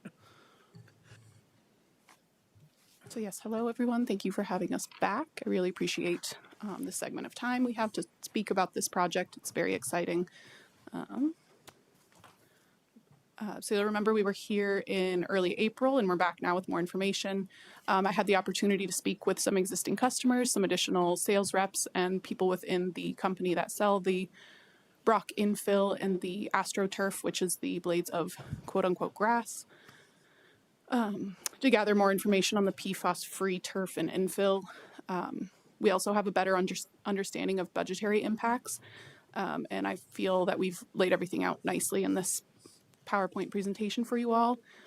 And just a reminder that the purpose of this project is to enhance sports infrastructure throughout the city and rec opportunities, which I believe ties in nicely with the process of the open space master plans and parks and rec master plans. Perfect. So I'll kind of start off a little bit more on the history. Obviously, we went over this a little bit last time we were here, but Veterans Park, as you all are well aware of, has major issues with the fields and drainage. We included a photo there actually showing what Veterans Park looked like. This is from a few years ago. I think it was 2023, after some weekend tournaments, which were done there. But as you know, it's consistently wet, muddy. The fields itself, which we'll get into a little more detail about the actual material on them, isn't ideal for athletic fields. Since 2018, we actually went through and kind of looked at how many days we were closing our multi-use fields, our soccer fields. This number is a little skewed because you're thinking of all the years back to 2018, but really nothing happened in 2020, as well as nothing really happened rental-wise in 2021. So this is more or less looking at 5 years of rentals themselves. And in addition, the majority of these days did hit with closing multi-use fields. We have a lot of different field options up there for multi-use soccer, as well as we do some kind of side fields that we put together during different windows of the year. But the majority of the 82 days come during the spring season, which has a large impact not only on lost rental revenue, but also recreation and park programs. So I'll kind of go into a little more detail on it in a little while, kind of breaking down the revenues that could be generated off of this in comparison to what just a grass field would be. But I do also want to highlight one of like the biggest groups impacted by not being able to consistently use fields is actual recreation department programs. So a lot of the private groups, Far Post, Nordic Soccer, a lot of times when Veterans is closed, they have the financial means to rent UVM, or they go to Shelburne Fieldhouse, where we don't have those avenues. So for example, even just this past year, our girls lacrosse program has basically practiced 50% of their days. They'll more likely be closed through the rest of the week as well. So I just wanted to kind of highlight that. Not only is it the lost rental revenue, but from a recreation programming side of things, there's not rental revenue per se being lost, but it's the program experience being lost.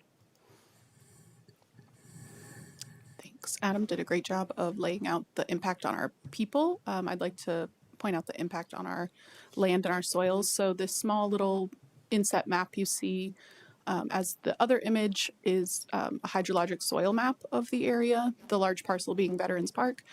And the blue represents hydrologic group D, which is arguably the worst soil group you could have. It is two types of clay, Covington silty clay and Vergennes clay. And this hydrologic group really represents slow infiltration rate, if any at all. stagnant water throughout, you end up with ponding and high runoff rate, meaning puddles and everything where we want to practice.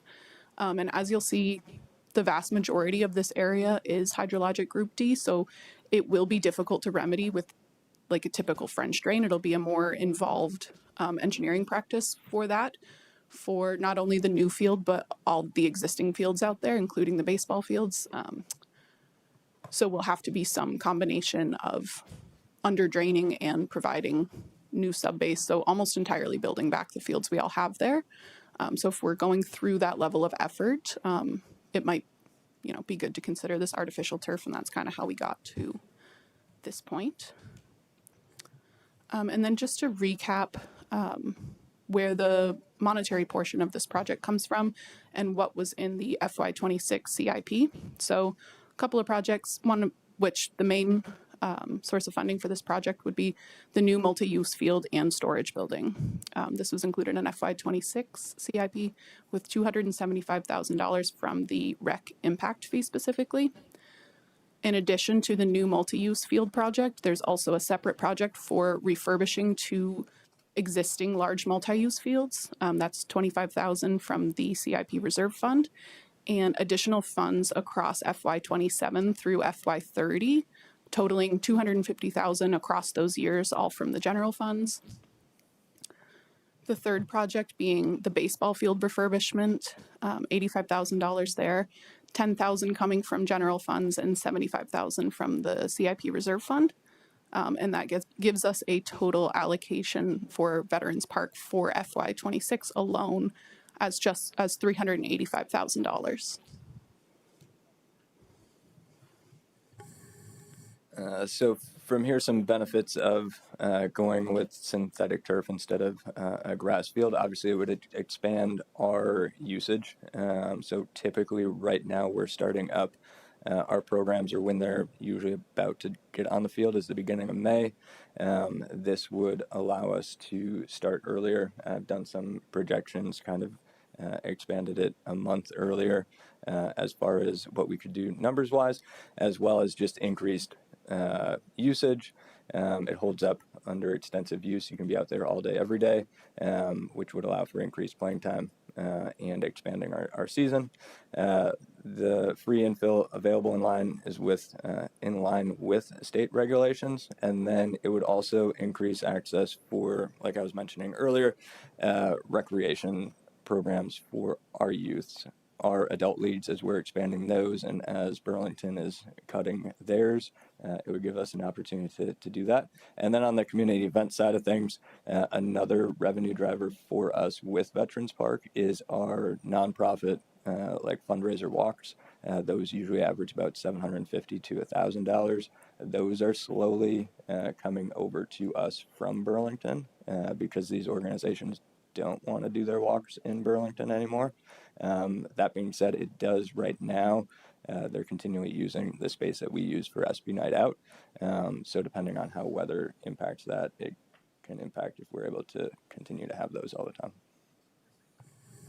And then also, I want to point out that there was legislation to ban PFAS products in the state of Vermont. So we had initially thought that a synthetic turf would be a non-starter conversation. However, with research, I've found the PFAS-free infill that you're holding, the Brock infill, that does not contain any PFAS or additional chemicals used to treat the wood chips.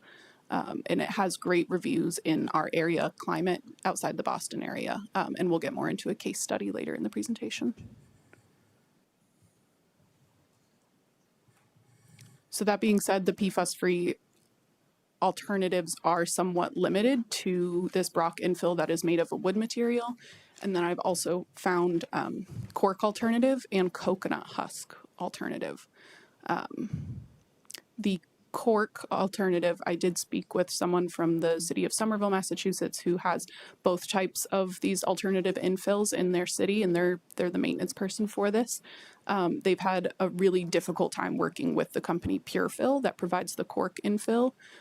So this would be a type of project that I would be recommending we sole source through AstroTurf and Brock infill, and I wouldn't really want to entertain alternatives to that because that is how Somerville got into their issues with pure fill. So I'd want to do sole source and only use this Brock material, who I've had a really positive experience with, and I've heard great things about their CEO being, a person of their word and holding true throughout the process, and also the approximately 5 years that they've worked with this alternative infill type. And I don't necessarily know that I would say this is a bad thing, but it is a great consideration for this group would be scope creep and future wants as a result of this project. For example, things like lighting, bleachers, and a track around the field could be new wants or requests being made in our city, but I don't necessarily think that is inherently a bad thing. It just will cost more.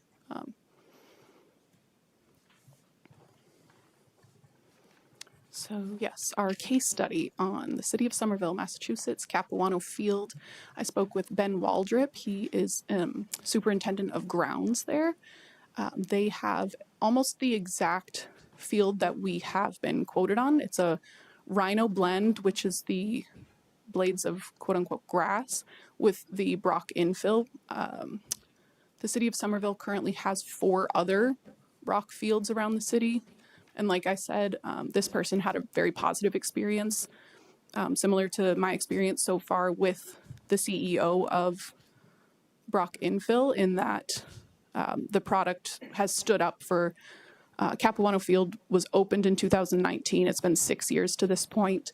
There's been little to no maintenance, and I only say little to no because, of course, the sections in front of the goalpost have been minorly touched up here and there, but that's truly the only maintenance in these 5 or 6 years that Capuano Field has seen as a result.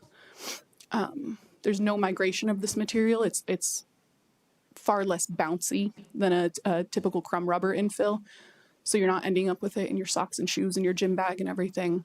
And it has great playability, great reviews from athletes. It's firmer and has a higher safety factor, which is called a G-max. It has to do with the bounce back when hitting the turf. I will say that one negative of this Brock infill can be that because it's hydrophilic, it absorbs water, meaning it has a tendency to freeze when temperatures are low and significantly wet. However, it doesn't preclude playing on the field. It does just become slightly slick, which I would say is arguably still safer than the slick, muddy conditions that we currently have out there.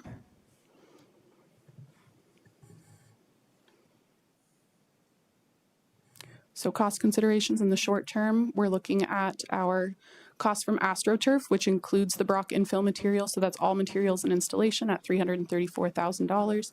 The sub-base, including labor and materials for gravel and fabric for beneath the turf system, would be approximately $116,000. Engineering, we are already working with Krebs and Lansing to do the engineering for this project with a budget of $44,700. And that cost is inclusive of all the park improvements engineering, so including under draining the existing soccer fields and the existing baseball fields and the engineering for the storage building. On the long-term side of things, discussing this with Dan and looking at his maintenance cost, on average, a multi-use field takes about 120 to 180 minutes of mowing time per week. Obviously, during the mud season or the rainier season, it takes longer due to needing to do increased passes to shorten the grass continually. It takes 120 gallons of gas per field each season, painted weekly. It's just under 2 gallons of paint.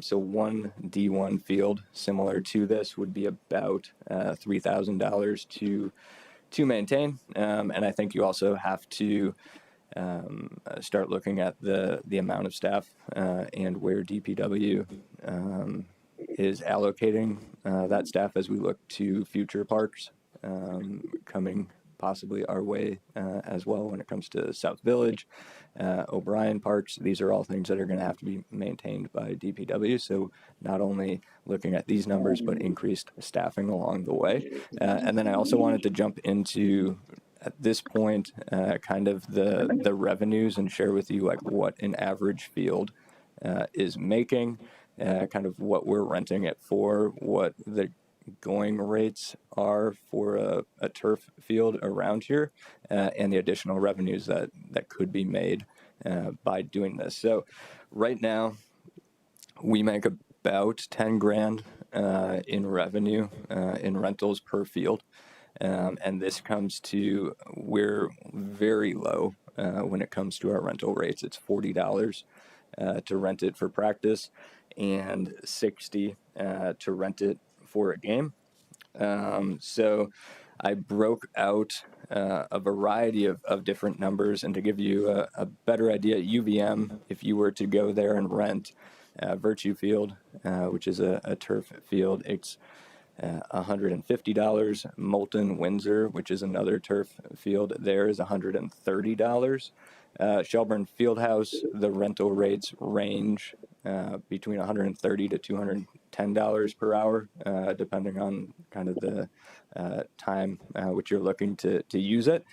So obviously, if we put in this turf field, our rental rates would go up. If we put ourselves in line ballpark with UVM and said, hey, we're going to rent this for $100 per hour for practice, $125 per hour for games, that would increase our rental revenue for games to just over $15,600.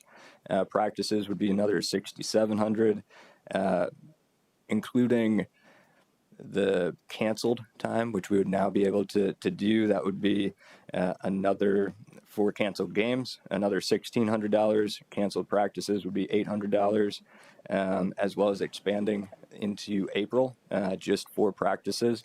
It would be about $8,600. So it would come out to, including the $3,000 for staff, about $33,400 in comparison to an average grass field for us, which we make about $10,000.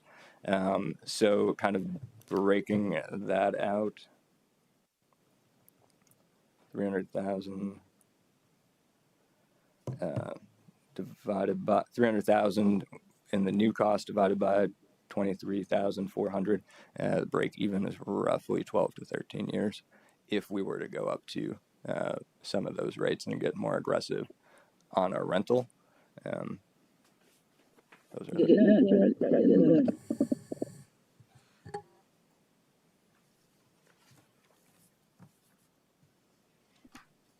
And so we did have one question from Councilor Fitzgerald that I would like to just touch on that has to do with everything Adam said just a moment ago.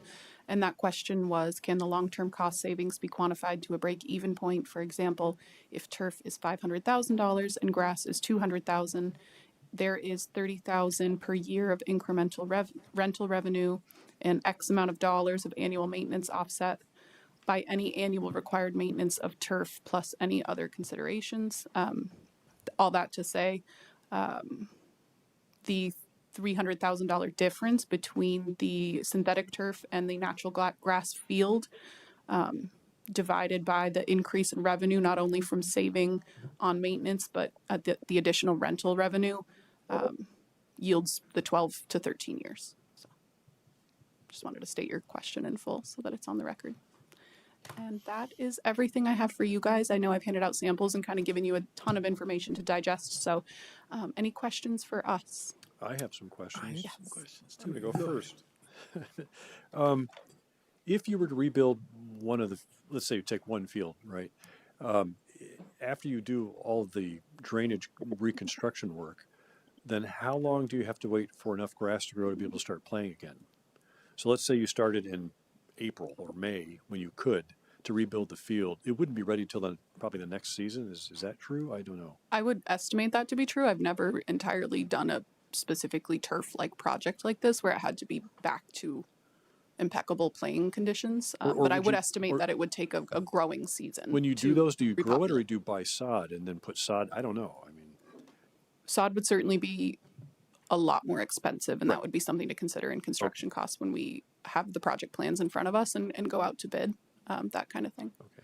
And what is the approximate lifespan of the field? I see that you, after 16 years, the, what was it, the Brockville? Yeah, so it's certified for 16 years, and I can tell you that the Dillboy Field in Somerville, Massachusetts, that that came online in 2005, or was that Capuano? Sorry, I'm getting all my Summerfield mixed up. Capuano Field came online in 2019. Somerville also has a similar field called the Dillboy Stadium / field, and that was started in 2005. And right now in 2025, they're just doing their first round of replacements and upgrades. Okay. So about 20 years.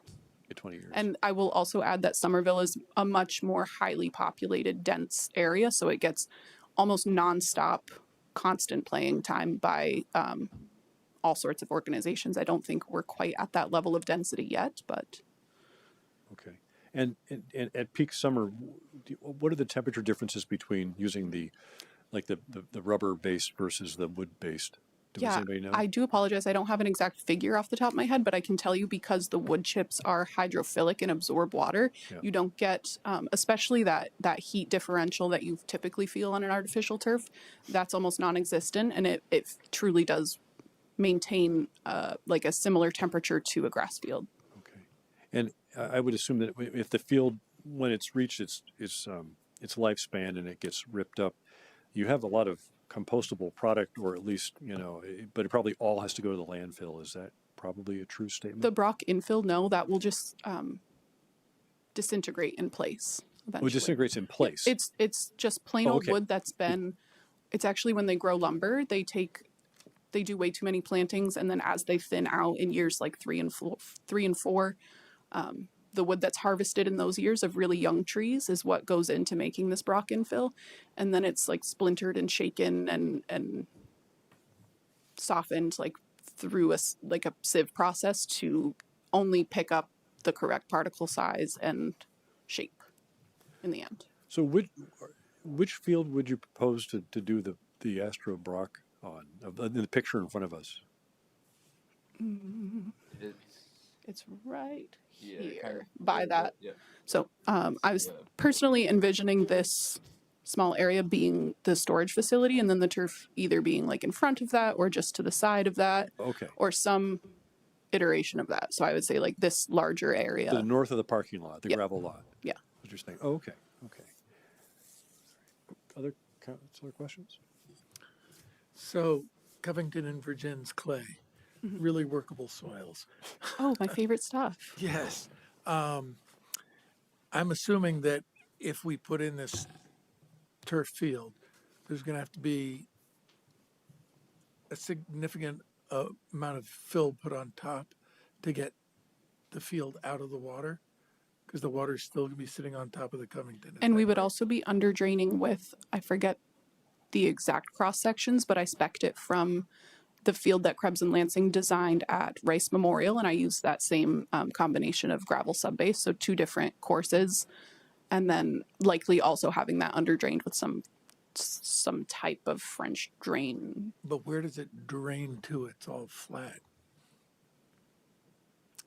I mean, are you going to create a drainage swale for the water to have somewhere to go? Exactly. So there would be either swales or underground pipe networks that would go to a more to a stormwater collection area. Right. And I would like to point out that we'll have that exact same problem with synthetic turf or real grass with under draining all of the fields you see in the image up on the screen. So my first question is, this soil preparation has to happen whether we end up with a artificial turf or a natural turf surface. That's correct. I don't know exactly what our engineers at K&L would propose right now, but I do know that it wouldn't just be a simple like trench out a small section and do a little French drain like you would in your backyard. It would be a much more involved process that would involve some borrowed material and potentially building up to have swales in between the fields, which then for spectators wouldn't be very fun at all, in my opinion. So I really understand the playability and the durability, et cetera, of this product, and I think I'm going to vote yes for it, but the idea of covering our fields with plastic, given all that we're hearing about plastics in the environment is gives me a knot in my stomach. And I get it. We can't play as often if we don't do this, and the conditions aren't as good, and we're all going to be happy. But I just question about, and I Yeah, understand. no, I share your I sentiment. understand we have less gas that we're going to use, and there are trade-offs. But just viscerally, Yeah, it's a I tough. actually looked into the life cycle analysis of the different types of turf, meaning from considering where everything comes from, including all base materials and everything that goes into not both options, right? So the synthetic field and the natural grass turf. The synthetic grass turf was the best environmentally, except for the leaching of PFAS from the crumb rubber. And so now that we've Who don't have essentially done away, not more than essentially, we have done away with the presence of those PFAS materials. This technically is the most sustainable option out of plain old field, not underdrained field, synthetic turf containing PFAS, and synthetic turf not containing PFAS. Out of those 4 life cycle assessments that I looked into, the obvious rank number 1 would be synthetic turf without PFAS.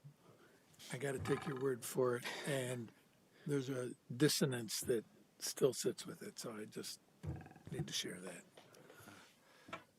Mike? Come right out and say I'm strongly supported. I think you've done a phenomenal amount of research. You've done the due diligence. I think, in fact, the questions asked by my colleagues are all good questions, but I would just add that your answers to their questions just makes me feel stronger that you are maximizing the good. There is no perfection. You're doing a great balance. I think if we think of our city plan, I'm really, really happy to hear it hits the equity issue. Farpors and Nodak are great programs, I know, but they're not cheap programs. So, like many things in society, if you have the means, you can find workarounds when it's not provided. But that is not the kind of community I think we want to live in. We want to be sure that everyone has the same opportunity. I think you've underscored that this also contributes to our community from a public health, we've had discussions about youth and vulnerable youth. What do they have to do? This ensures through the programs that you provide at a very affordable rate, create those opportunities for the public health and the mentoring and the activity of our generation, which is our future. I think the revenue costs that you mentioned, just shows that it does in time pay for itself. And it also, it's not perfect, but I do think you've gone a long way to addressing the climate concerns that are reflected in the city plan. So I strongly commend your work, your diligence, your perseverance, thinking ahead of all the questions, and I will strongly support this. And I also just want to say, in terms of looking at the quarterly finances, wow, Park and Rec is what you've done in this short period of time. Adam and your team is just really, really amazing. You've provided great services, but you've also created revenue. You've created a sustainable way that our community can basically all be active, enjoy the variety of activities that we want or that people want. So it's just really, really kudos to you, Adam, and your team. Elizabeth, any questions? Just briefly, I share Lori's comment. There's sort of nothing more environmentally friendly than grass. But of the synthetics, it sounds like you've done your homework. I am impressed, Adam, your comment about the rec programming. I don't think I appreciated that there was up to about 80 hours of potential programming that is foregone because the field's not being accessible. So that is impressive in terms of this project. I also think, given that the break even is less than both the certified number of years as well as the experienced years that Somerville has, I think that's a good sign. And then, Tom, I noticed you might want to say something, but I did have a question about where would the closest, is the assumption that drainage would go to a closest stormwater area, or would it really be into the ground over time? Thank you. Tom DePietro, Public Works Director. So we have drainage there that takes water from the whole parking area, not that gravel area in the image you see, but the paved area, all the way to the far side beyond the ice rink. So we would tie into that. There's also some drainage structures actually kind of in the field area. So pretty confident we can drain this properly. I did want to take 30 seconds just to describe the phasing plan out here. Silken, if you could put the mouse over where this field is proposed to go. So this will be a new field. This one will get constructed. And then in the next summer or construction season, we would move to one of the other fields, say the one on the other side of the parking lot, and put in drainage and irrigation there. And then following season, we do the other field. So we'd ultimately end up with 3 D1 size fields out there, right? I just wanted to make sure folks understood that would ultimately be over a 3-4 year period where we'd be. This one would be proposed to be turf. We could talk about that for the others, or we could just put in improved drainage and those could remain grass fields. That's a discussion for another day, but just want to make sure that folks know it's phased. And so we didn't want to take one of the old fields down and lose that for programming and things like that. So it's ultimately going to add it and not lose what we have now over the construction periods. Thank you. Thanks, Tom. Yeah, I think the reality is, right, that, and I can express this from personal experience last weekend with an extended family child soccer program, right? They had to abandon, the South Burlington game and go elsewhere because it was just too muddy. And that's exactly the condition you're talking about, right? So the improvements have to be made to make the fields playable. And grass really is the preferable material. But as you see, location after location is gradually converting over to at least some synthetic because it's always playable, most of the time, right? It's consistent. And I think that, the athletes prefer that ability to be able to use those fields. The rice field, I've heard, is really, really good. And they're really, really happy that they have that. And I don't know. So I used to live just down from Rice, and I had a lot of Covington and Virgin's clay in my backyard, especially when I dug it in 2000 to put an addition on, right? And the excavator went down and came up and just tried to scoop through this blue-gray mass, So, and I'm sure that we have that same situation here. So I think this is a good thing to pursue. And, because it gives us the ability to have synthetic and natural, right? And that will be preferable. I totally get it. It still feels really odd. I'll just leave it at that. The Virtue Field, that's the field hockey field, they have sprinklers at the corners to cool it down in the summertime. Did you know that?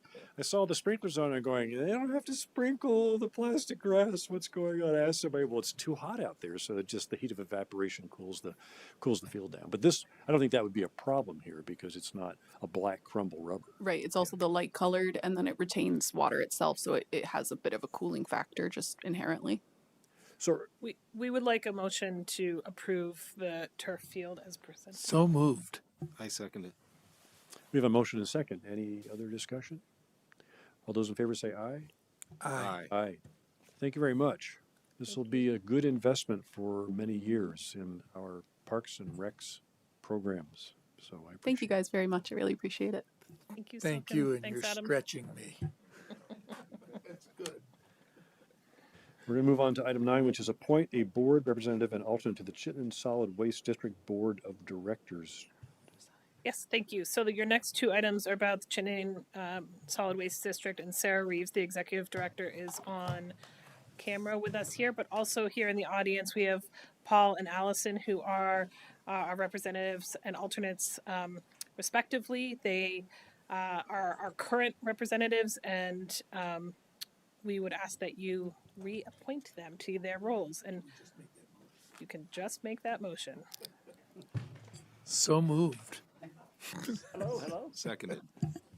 We have a motion and a second. Would the applicants like to say something briefly about their positions and how much they like or dislike those positions? Well, I would just say... Remember to identify yourself. I'm sorry, Paul Stabler. I am the primary for South Burlington on the Chittenden Solid Waste District Board of Commissioners. I've been serving in various roles for quite a long time. I took over from Jim Condos after when he went to state government. But anyway, it's been a real honor, and to represent South Burlington. I am very committed to the mission of the district. I think we have the best staff around. We have, and our data, if you look at our recovery rates and diversion rates and all that, our data backs that up. And we are one of the best entities best counties in the nation in terms of how much we divert. So I'm very proud of that and the work that the staff has done. Of course, most of the credit for that goes to the residents of the county, because so many of them care about disposing things properly. So we're very fortunate to have this well-educated county that really cares about doing the right thing. So that's what I'll say. Oh, I did want to say Allison is a wonderful alternate. She goes to almost all the meetings, and she and I meet every month prior to the board meeting just to discuss the agenda and any questions that we might have. So she's been great. So I fully support her reappointment. Thank you, Paul. I'm Allison Lazars. I'm the alternate for South Burlington for the Chittenden Solid Waste District Board of Commissioners, and I've been honored to serve as an alternate. I enjoy learning all that is CSWD. I consider myself a sustainability enthusiast, and I appreciate Paul's guidance. He's been a fantastic commissioner for the 2.5-ish years that I've been under his guidance, and I would appreciate the opportunity to continue serving as an alternate. So it's safe to say that you don't feel that this work is a waste of your time? Sorry. There are more coming. I'll try to keep them to a minimum. Anyway, we have a motion on the table that's been seconded. All those in favor say aye. Aye. Aye. Thank you. It's unanimous. Thanks for coming down to the table. Thank you for your service. Yes. And may I also just add something broadly? I go to the waste facility, primarily South Burlington, sometimes out to Wilson, once a week. It's my ritual. And the staff is just fantastic. It's great. It's so simple.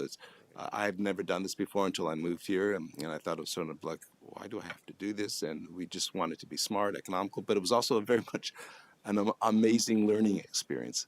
I never knew how much we use. As you said, it makes you be a much more thoughtful person, the whole process. And I went for the first time to the environmental.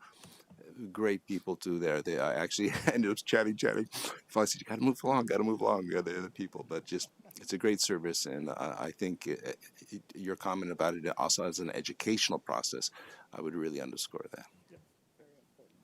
I go to Patchen Road every 2 weeks, and I make a new friend almost every time. I get home, my wife says, who did you get in a conversation with this time? And I go, well, this guy had a car, we started talking, and, or I show people my method for storing my compost waste, with the Lowe's paint bucket with the screw top, because it's a lot easier to get off when it's frozen. You don't have to pry anyway, it's a long story. So thank you very much. And we'll move on to item number 10, which is receive a presentation of the FY26 Chittenden Solid Waste District budget and consider approving the budget as presented with Sarah Reeves, Executive Director. Good evening, Sarah. Welcome.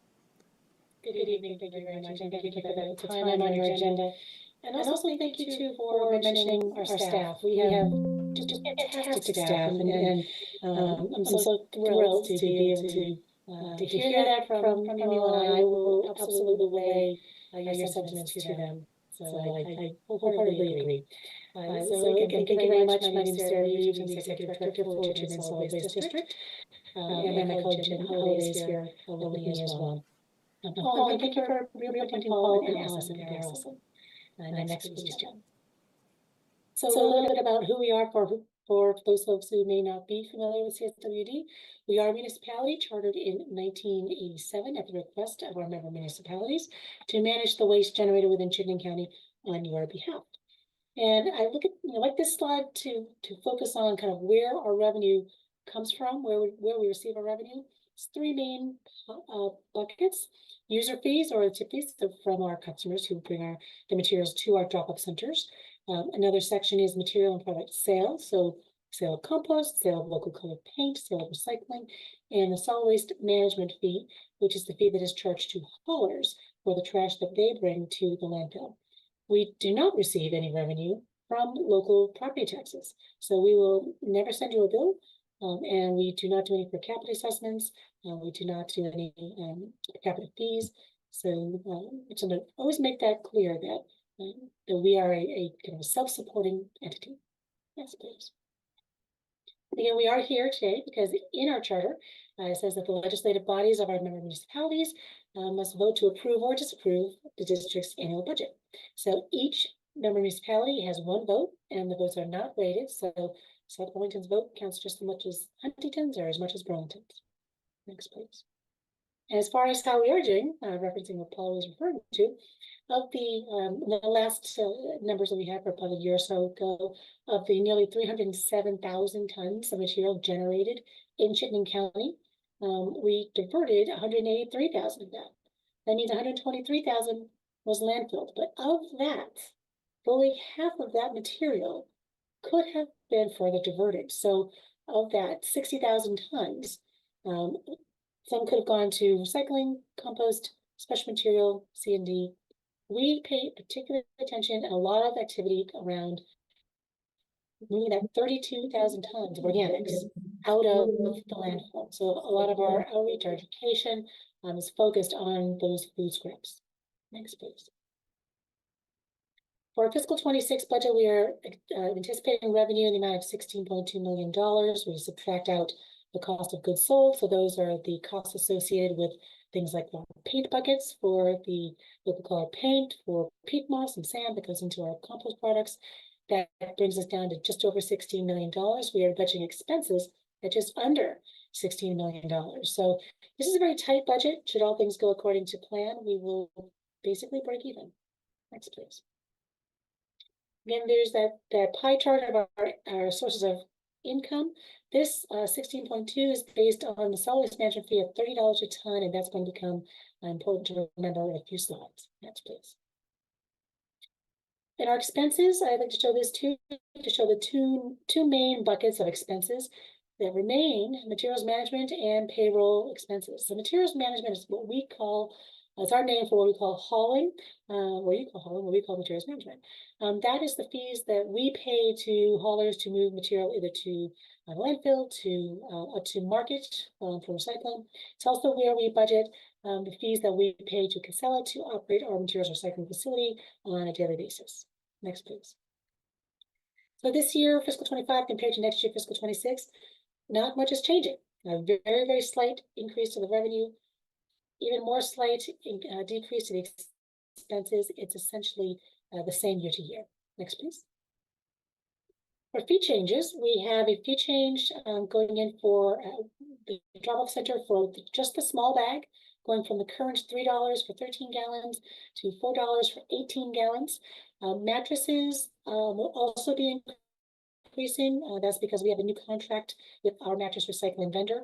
So we're putting together that price list. We just signed that contract a couple of weeks ago. So we'll be putting those prices up on the website very soon, so that folks know ahead of time what those prices will be. It'll be a couple of dollars per mattress, I believe, but we'll post that very soon.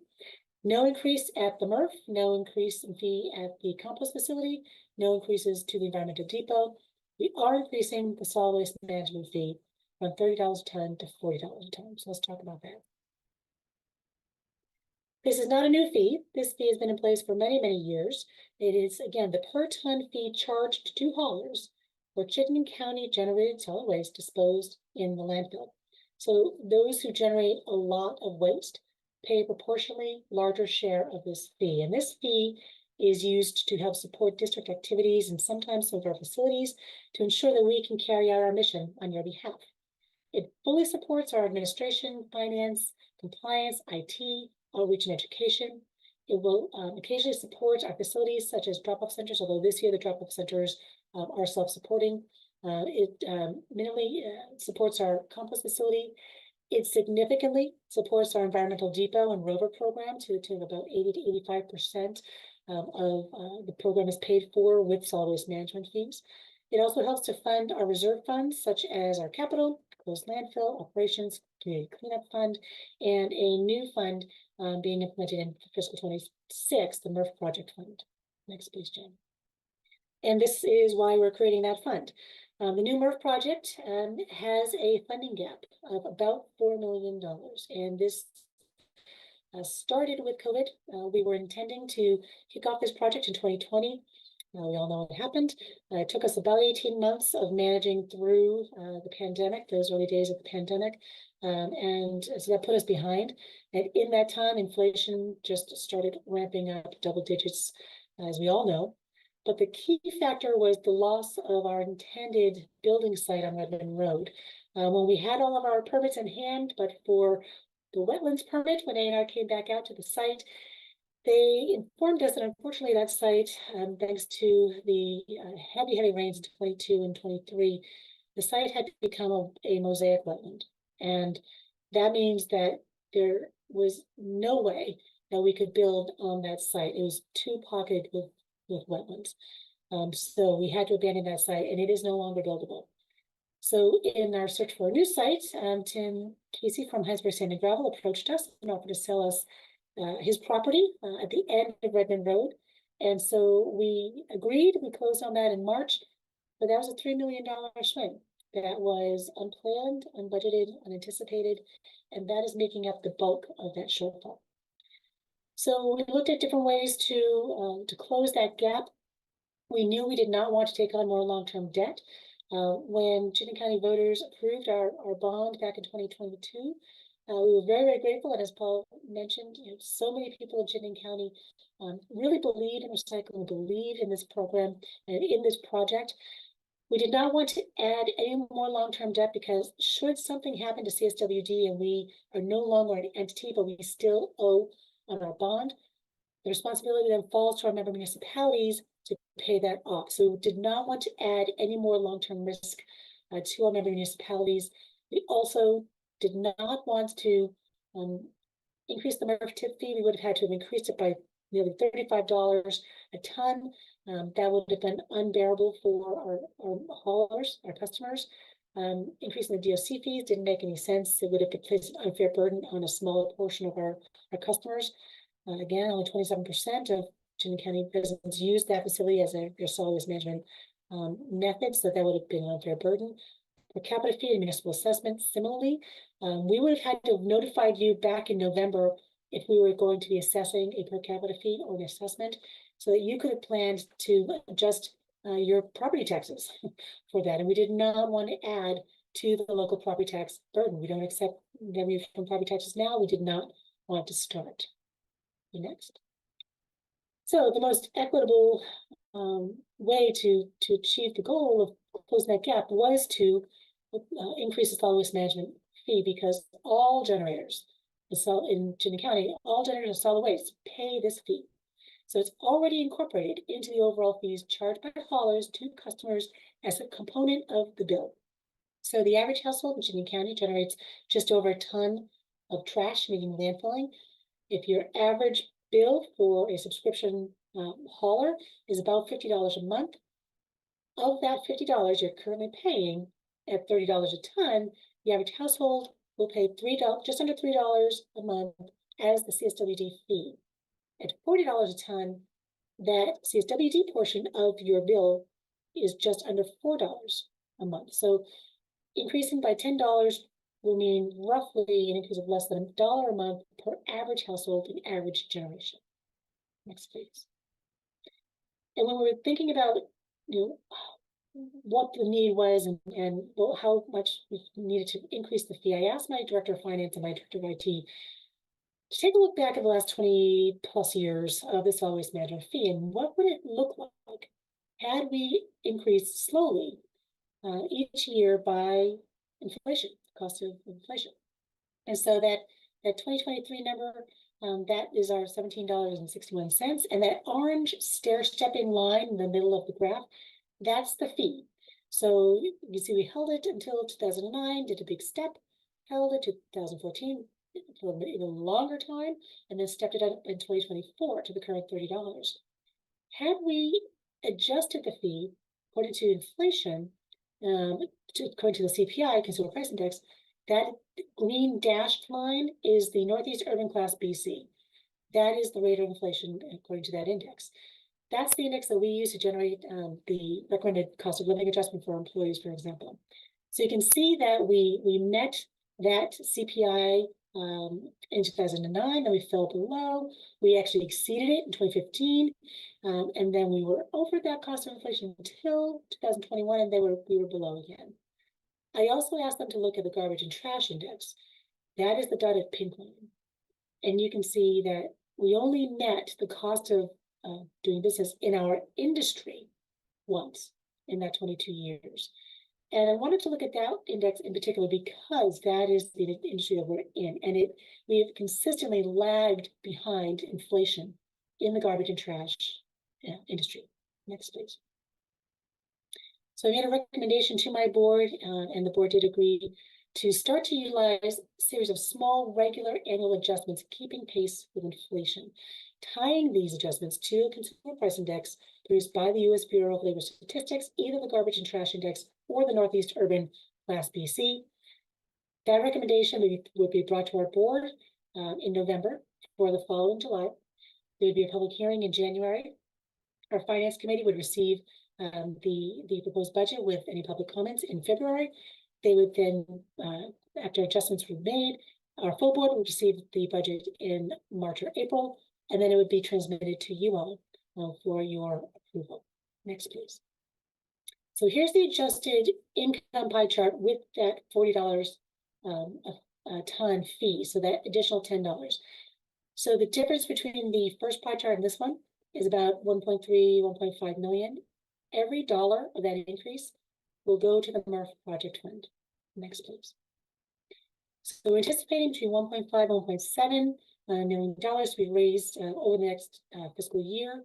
We'll have to do that again in fiscal 27. So if we can get that 1.7 million between the 2 years, that should close the gap enough for that project. Next, please. And we do have a requested action for you to consider, and that will close our presentation. I will welcome any questions you may have on what we've presented here tonight, and also anything on what you may have in your packet. Thank you, Sarah, for the presentation. When do you anticipate construction might start on the new MRF? Yes, so we are heading into the permitting phase right now. We are meeting with the Wilderness and Conservation Commission this week. We'll meet with the DRB next week. We will then get all our permits into the state as well. The longest timeline is likely to be stormwater, but it always takes a little bit of a process. If all goes swimmingly, then we intend to break ground in September. And how much, Coventry was expanded a couple of years ago, right? And where are we on capacity at Coventry? Yeah, so the last number I knew or I saw as far as existing capacity is about 17 years. There's a potential for another small cell expansion area. It would not be large, it would be at most 5 years. That possibly is it. So at most, the current generation rates, we have between 20 and 22 years of life expectancy at a Coventry level. Okay. Other councilors have questions for Sarah? No? Well, I really appreciate what this is. Mike, did you have one? I just have a broad question, because you're talking about capacity now. Is the generation rate increasing in a sort of static way, or is it increasing exponentially, or is the education aspect of it, meaning more is being recycled, so less is for the waste? I mean, what is the projection, as you know, Chittenden County often referred to as the engine of growth for the state of Vermont? As we look forward, this is obviously one of the questions that comes to everyone's mind. Right. It is not increasing exponentially, for sure. It is the generation overall tonnage, the 307,000 tons. It's growing because our population, as you mentioned, is growing, but it's not a rapid growth. Part of the the relationship between the tons and the recycling. Over the years, we've seen a lot of, particularly in plastic, light weighting. So we see a high volume of plastic containers, for example, doesn't correspond to the tons. Why we're focusing on organics in the waste stream, landfill stream, because that is heavy. Organics are heavy. We want to pull those out of the waste stream to reduce the overall weight, but it also has a much better, higher use as a compost product. So growth does have a factor. It's not, we're still seeing a very high diversion rate. So it's not like the people are wasting more and not diverting enough. It's a slow growth in both. We're seeing a little bit of a decrease in the tons, as I mentioned, in recycling, but I think it's because the weight of material is lighter. So our new facility is being constructed to be able to process up to 70,000 tons of recycling a year. We're processing around 45,000 tons now. So we are ramping up for growth, whether it's in just pure volume of material or the types of material, different kinds of packaging. So we want to be able to be set for the future, to be able to pull more material out of the waste stream, whether it's heavy weight or just volume. So our new facility, for example, the tip floor where the material is received will be 3 times as big as the one we have now. So we have plenty of space to manage a lot more volume of material. We always want to reduce the amount of waste generated in general. I mean, that's the goal. We're kind of in the goal of putting ourselves out of business, which is an odd kind of business to be in. So we focus tremendously on just how to not produce the waste in the first place. And that really is the key to long-term success. Thank you. Very, very reassuring and great philosophy. One really quick question. Do you know approximately the percentage of the waste stream that is made up in packaging? And what efforts we can do to reduce that stream? So in our recycling facility, the material that we process is fiber products, so it's cardboard and paper products, like box board, like 75% around there, and the rest are containers. And the state just did a waste composition study about a year and a half ago. Do you recall? Yeah.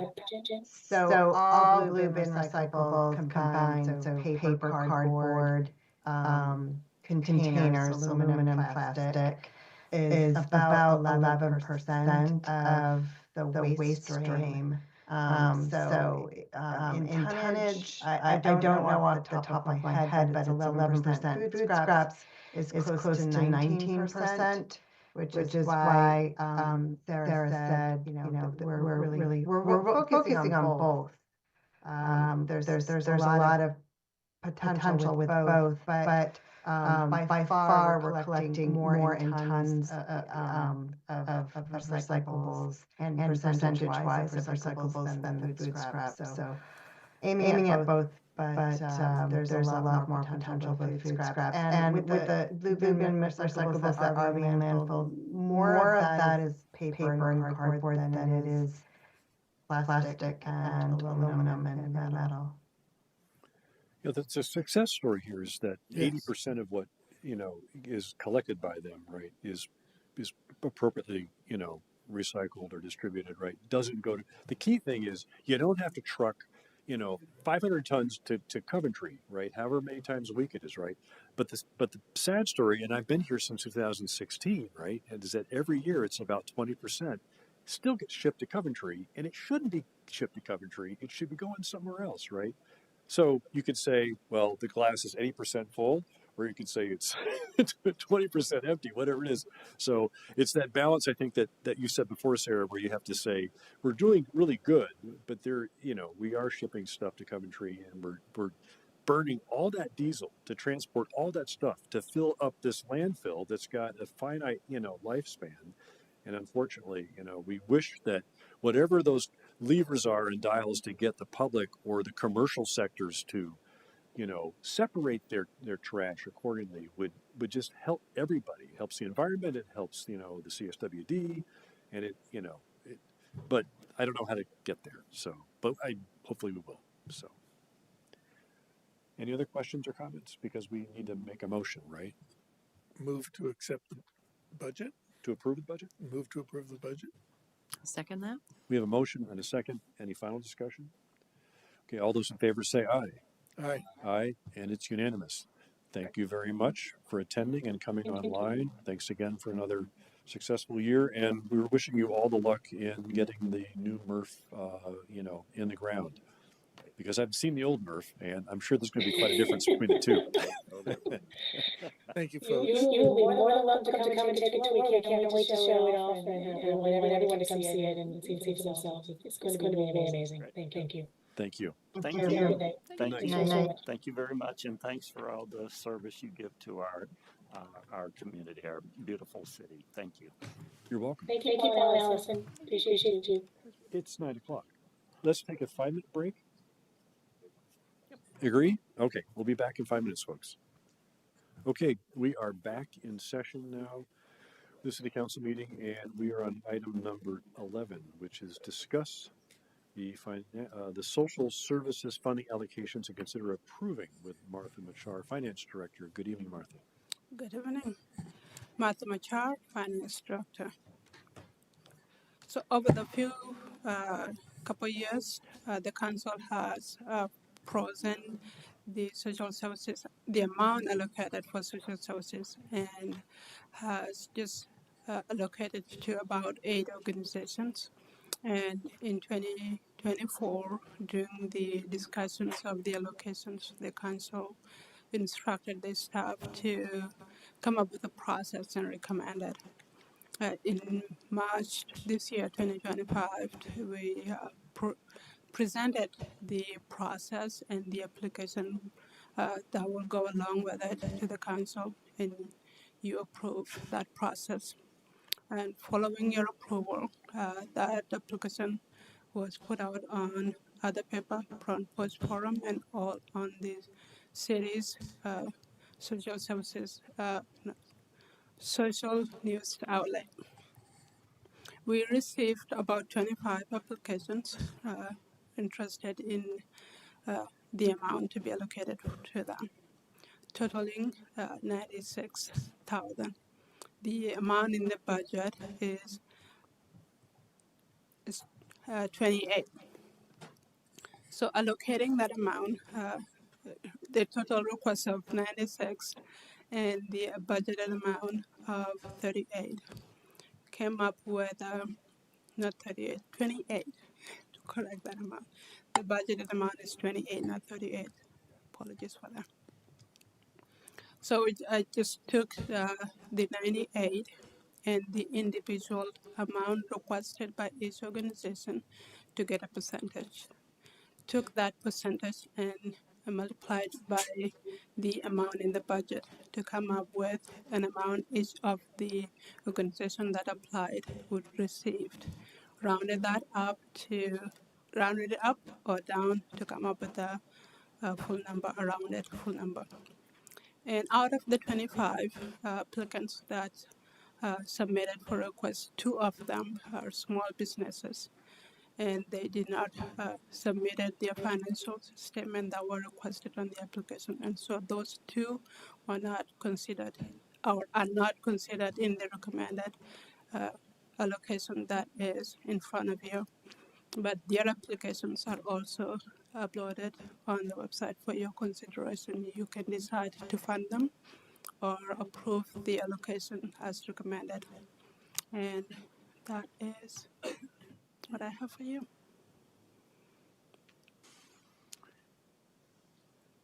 So we have a recommendation. We have the background with the amounts from FY24, and then we have a recommendation with this new approach that we're taking.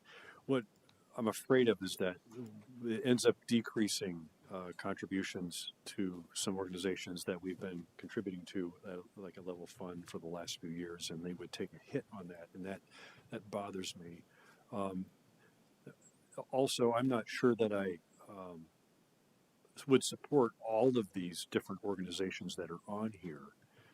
I don't know if we've bit off more than we can chew. Anybody have any other feelings about this?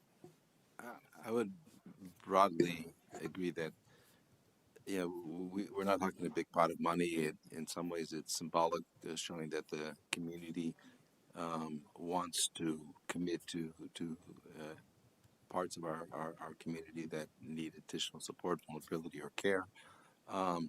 So, the question is, if we do proportionally, is the money significant to provide additional impactful service to each group, or would in the future, would it be possible to identify through our sort of city plan objectives 4 or 5 vulnerable areas, and then ask for sort of RFPs, requests for proposals, or to just target more? Because sometimes I think if we were to give 5 or 6 organizations $5,000 or $6,000, it may allow them to do much more than if we just do something at the margin. I mean, I don't know the organizations enough. There were 300 pages of document. I'll be quite hard to be honest. It's I don't know how you guys went through all of that, but to go through it in a couple 3 days and come up to a real sense of this is impactful was a challenge, I have to admit. Would it make sense, or would it be a reasonable option to level fund the organizations that we funded last year and then allocate the remaining funds to the new applicants?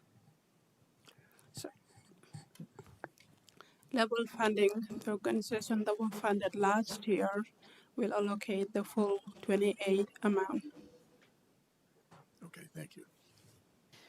Yeah, in looking at this, I feel like we should accept the recommendations and the methodology used this year. I think it was rational. I think there was an application process and it was allocated, as you said, Martha, in a rational way. I do appreciate Tim's comment, but I think some of the consideration at the time that we were looking at an application process was that there were many organizations that serve South Burlington residents that were not being considered, and that there was also some reliance on year-over-year contributions that might be setting an expectation that wasn't realistic either. So it was an opportunity maybe for a fewer organizations to get a little bit more significant funding in any given year, but not guaranteeing that funding for any period of time. But also, I felt like some of the methodology this year, although it's very sound, does give a small amount to many organizations. And I think that's okay for this year, but I think for the future, I would be looking to support organizations that support South Burlington residents, and maybe a little bit more to fewer organizations with no guarantee that that would be given year over year, so that another set of organizations could be supported the following year. So what is your proposal exactly? I heard some of it, but I didn't. I'm sorry? What are you proposing? I would propose we take the recommendation as it's proposed. Oh, with the full list of the new, okay, yeah. But with an understanding, as I get it, that next year we would be looking at a process which would perhaps create a more consolidated lending spread, meaning more impactful to a smaller group of organizations. And that would be sort of the new process going forward, with understanding that just because you competed for a loan and succeeded for a loan of a larger impact in nature, 5,000-6,000, you would not be guaranteed that, or not loan, but a grant the following year. Is that what you're sort of saying? Yeah, I guess I'm thinking all these organizations could benefit from a little more material investment, but maybe a group, if it's this group or new organizations, that they're sort of rotating through every 3 years with a more material amount. But again, this is a small drop in the bucket, and I think the organizations that went through the application process, deserve some recognition for that. it's Okay. just a limited pool of dollars. Yeah, I would share that view with the goal that we try to refine the process next year. But of course, that goes beyond my time horizon.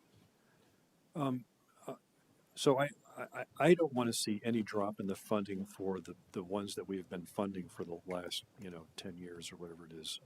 I think that would be really hard for them if they've been looking forward to that. And there are some organizations in here which I'm not sure if they really deserve to be on this list. And I don't know how to parse that list or call that list and whether we need to do it in public or not. One suggestion would be that each counselor forward a list of the ones they think are the most important that affect South Burlington, and then we come up with a smaller list, because this list is just too big. Because when I first joined the council, we had a huge list, everybody got $1. And I said, let's get the list down to about 10 and give them larger slices of the pie. And that's what we did. And now we've got the list back to a huge list again. And that's not, I think it's important that we focus on those organizations that do the most for our city, and remember that the greater community also is contributing with their own donations, and when they pay their property taxes, right, they're not getting a vote as to exactly how that their part of their property taxes should be donated to nonprofits. So that's one thing I'm just a little concerned about. So I am not in favor of this current listing, to be honest, or taking away from the ones that previously had other, balances. I think the challenge, Tim, though, is we did direct staff to come up with a process, and in that time period, we were clear that organizations might change and that there shouldn't be an expectation of ongoing contributions because the process was being evaluated.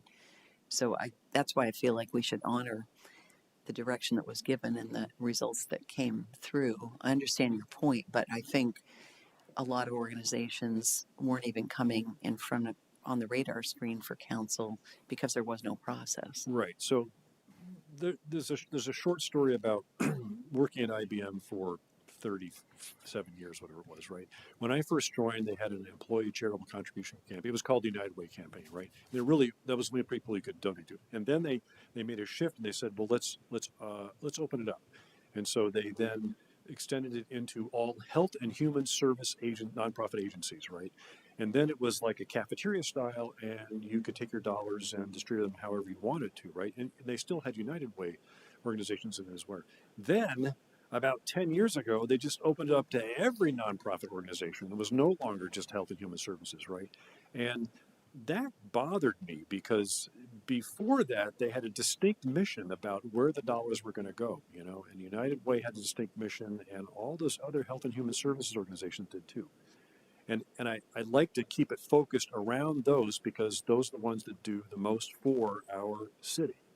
So, I mean, I respect your decisions, but I'm going to vote no on accepting this list the way it is today. I'd rather that we could find some common ground, and if we have to go back and scrub this list, I'd be glad to do that another round. But I can't vote for this tonight the way it is.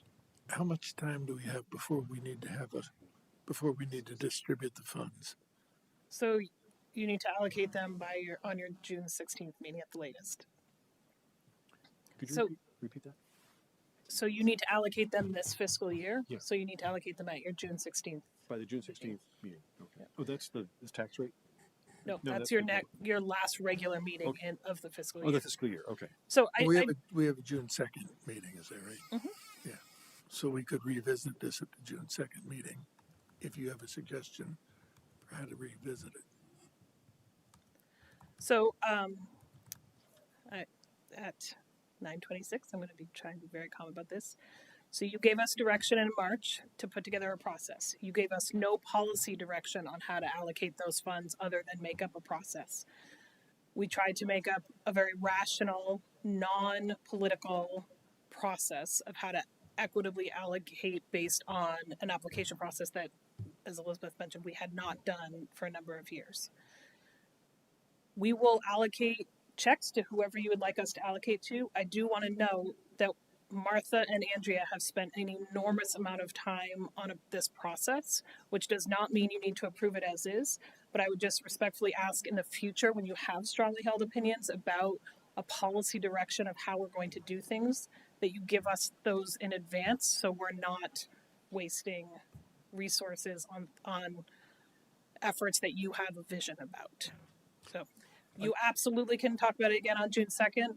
I would please don't ask us to just make up another proposal. Please give us direction, your policy direction on what that should look like. And then you can talk about it again or you can allocate on the 16th as well.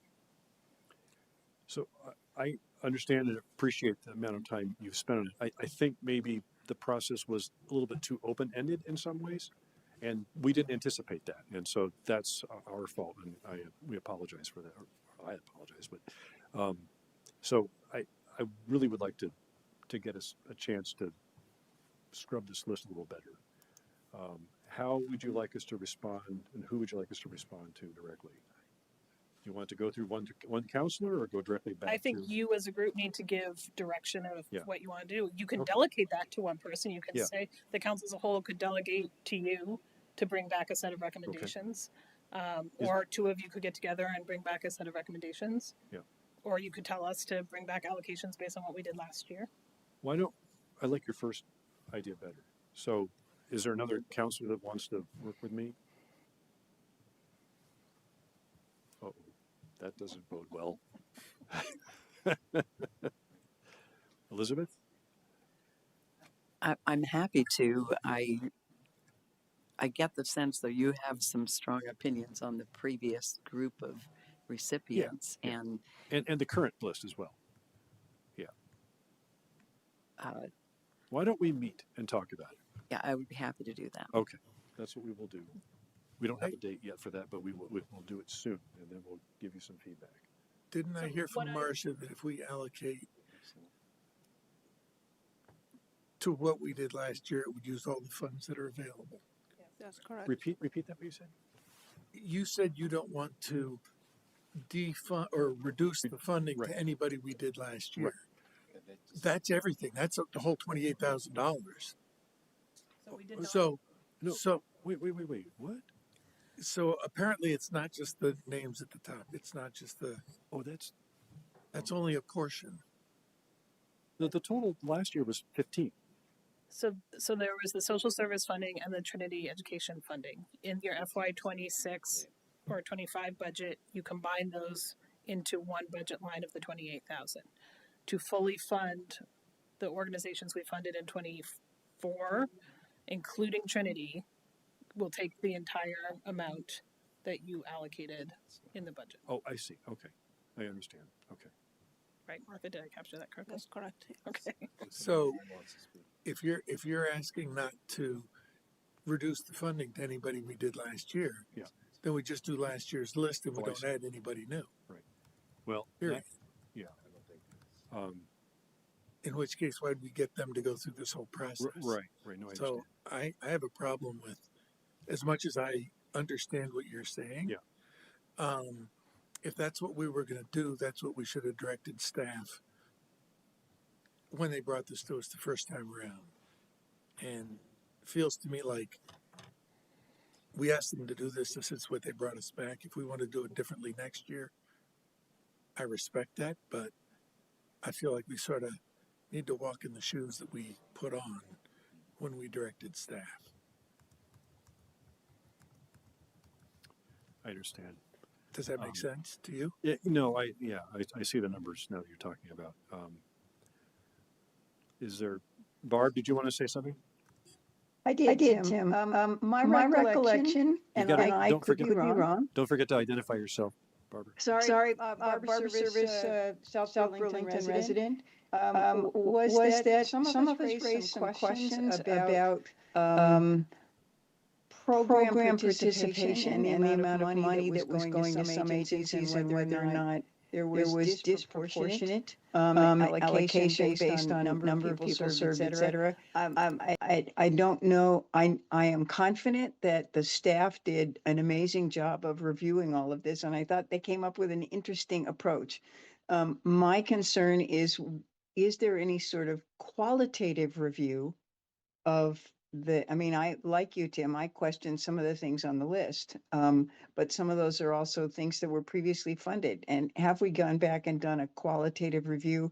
And I can hear Jesse having angst about this, and maybe this isn't what we're going to do for the 25 monies. But I would ask that for the future, there be a qualitative review in terms of the number of participants proportionate to the amount of money requested, the number of participants that are actually South Burlington residents, and are those numbers included in a review process so that there is the qualitative as well as the just pure asking for X number of dollars process. And I hope that makes sense.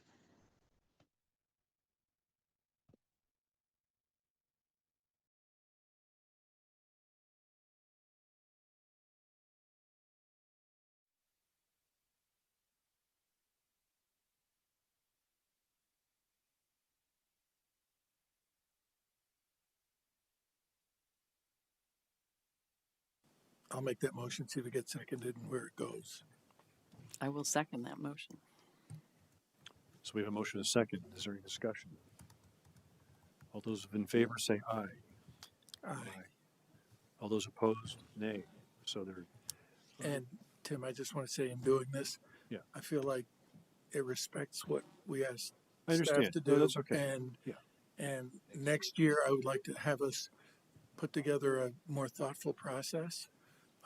But relitigating it just feels like it's right past that time. So Sue, for the record, Tim voted nay, just so you know. Okay. Well, I guess that takes care of that. You're not allowed to talk to Elizabeth now. Allowed to talk to Elizabeth now. Well, we can still talk. Thank you. Okay, moving on to item 12, which is discuss a process to appoint a city councilor. Which city councilor? What do you mean? Oh. Thank you, Martha. Oh, I'm supposed to talk. So you will have a vacancy on the council as of July sometime. So Jared's here, he can provide kind of legal guidance on that process, but my understanding is what the charter says is that you as a body may appoint somebody to serve in the vacancy role until the next regular meeting. So it would be until town meeting day 26. You are not required to, but you may. And if you would like to, you can either appoint somebody, you can run a process and seek applicants, you can interview them in public or in executive session. It's really fairly broad what your process is. Did I miss anything significant? No. So thank you, Jesse. My suggestion is, which you're going to vote down. Sorry, Tim, it's been a tough night for you. And I'm sure that each of us has probably been undertaking a little bit of solicitation from, mentors and other public figures that we know, that we respect, to offer some names, right? And that we would collect those names and go into executive session to discuss, and then possibly appoint and come out and appoint after that. Is that a process that you could agree with? 2 years ago, when Matt stepped down, no, Tyler. Yeah, when sorry. Tyler stepped down, the council did an application process. We did. You put out a request to the community for people to step forward. Yep. Then you did an interview process in public, and then you went into executive session and you guys chose. The interview wasn't in public. I'm sorry. Okay. The interview wasn't in public. That's right. The interview was not in in public. private. That's right. And then after that, I'm not sure what went, because actually. And then after that, in executive session, you guys decided. So they did decide in executive session. They No. had an executive They session, had an executive session to discuss. and then they came out of executive Yes. session to appoint. Right. Yes, thank you. But yes, they did a process. That was the process you did last time. So just remember that we have a lot of interviews to do in June, and you're leaving in July. I don't know how many people we would have from an application process, but they would all have to be interviewed. So, But there's no set timing on when we do it. no, there's not. But we would, I mean, we don't like leaving a seat open for a long time. You know, we would like to have somebody. Understand that. Can I clarify, Tim, what were you recommending? I mean, so each of us probably has either, you know, other contacts that would be willing, if you solicited names from them, like who do you think would make a good temporary city councilor, you know, to fill in for Mike after he leaves? And if we collected those names and got together in executive session and talked about it, we could probably just, you know, figure that out right away. And, you know, it would take some discussion, obviously. Yeah, I guess I was anticipating, I mean, not dissimilar, that would be the source of candidates, but more of an application process, because obviously those folks would have to agree to serve.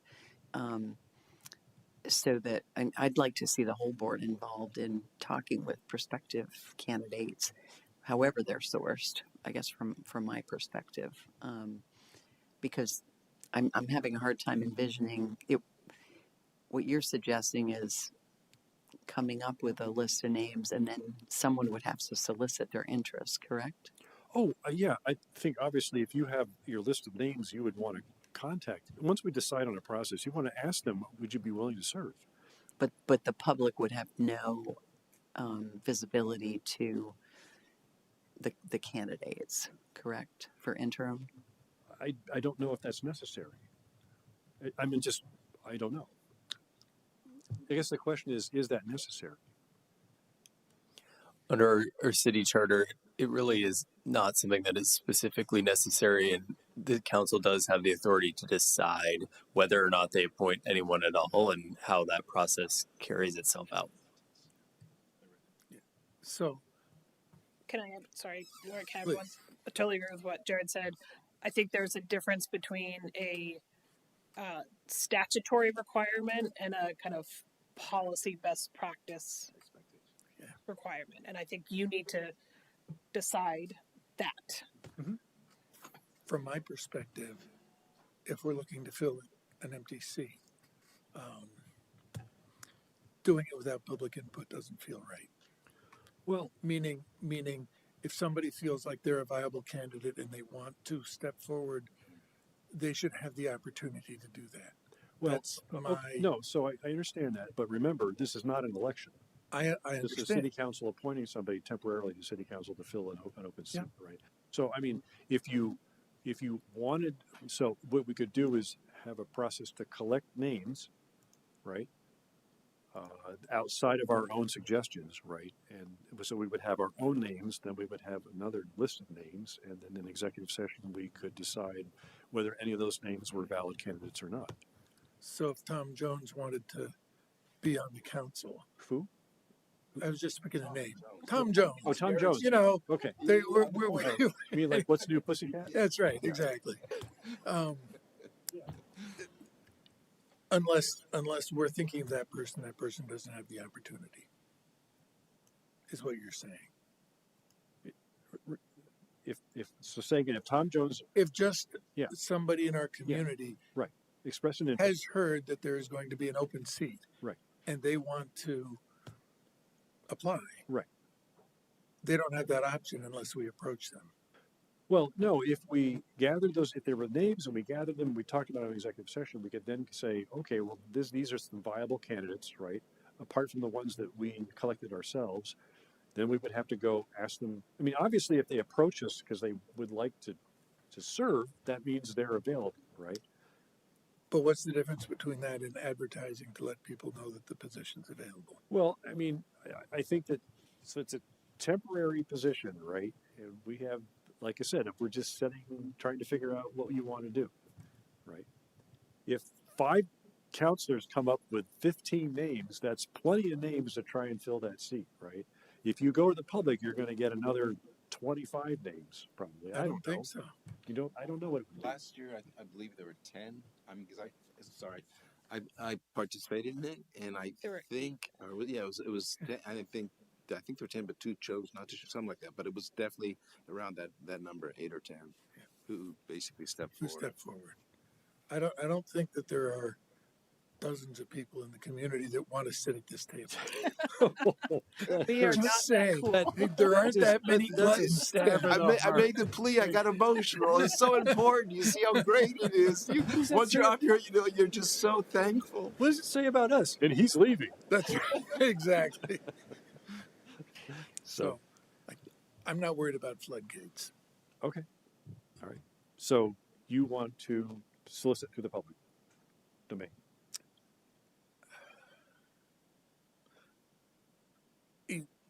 It feels like the most transparent and appropriate way to do Okay. it. I'm not No, saying that's it's what fine. I want to do. That's fine. So I've got my candidate right here, and I want to just. So do you? I don't have any candidates yet, right? So I don't either. I was joking, but I'm. So then, do you want them to fill out like a committee application form, the same kind of thing? What did they do last year or 2 years ago? Yeah, I'm trying to pull that up. We had it formally filled out. If I recall correctly, There was a it was form because I was part of that group. Yeah. And So, sorry. sorry, go ahead. Here's what we did. We so Tyler stepped down in October, and it was a little different because he announced he was leaving the night he left, so there wasn't a runway. Yeah. And we put out a quick. We solicited statements of interest in serving on the city council, and we kept it very broad. So we didn't make them fill out an application. We just said, if you are interested, we put an ad out. If you are interested in serving, submit a statement of interest. And we had 1, 2, 3, 4, 5, 6, 7, 8, 9, 10 applicants. Wow, good job, good memory.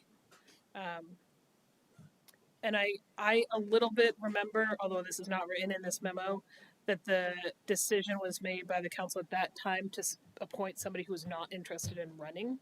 So it was really just a person to fill that term. That's a total policy call on your behalf.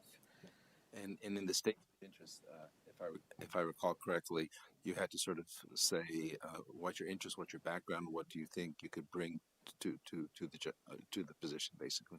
So it was, to be quite honestly, having applied for the Economic Development Committee and for this position, they were actually pretty identical. The only difference was with the Economic Development Committee, it was interviewing with everyone in open forum.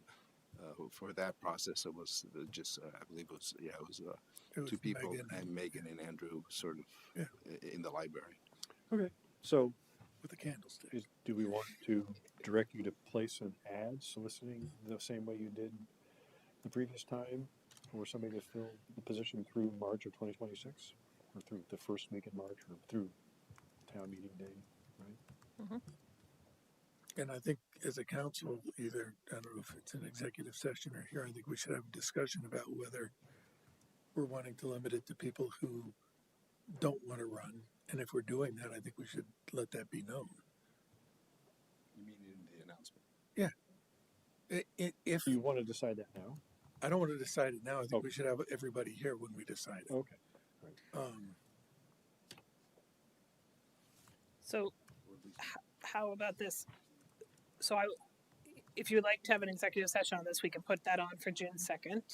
You can have a conversation. We can place an ad after that.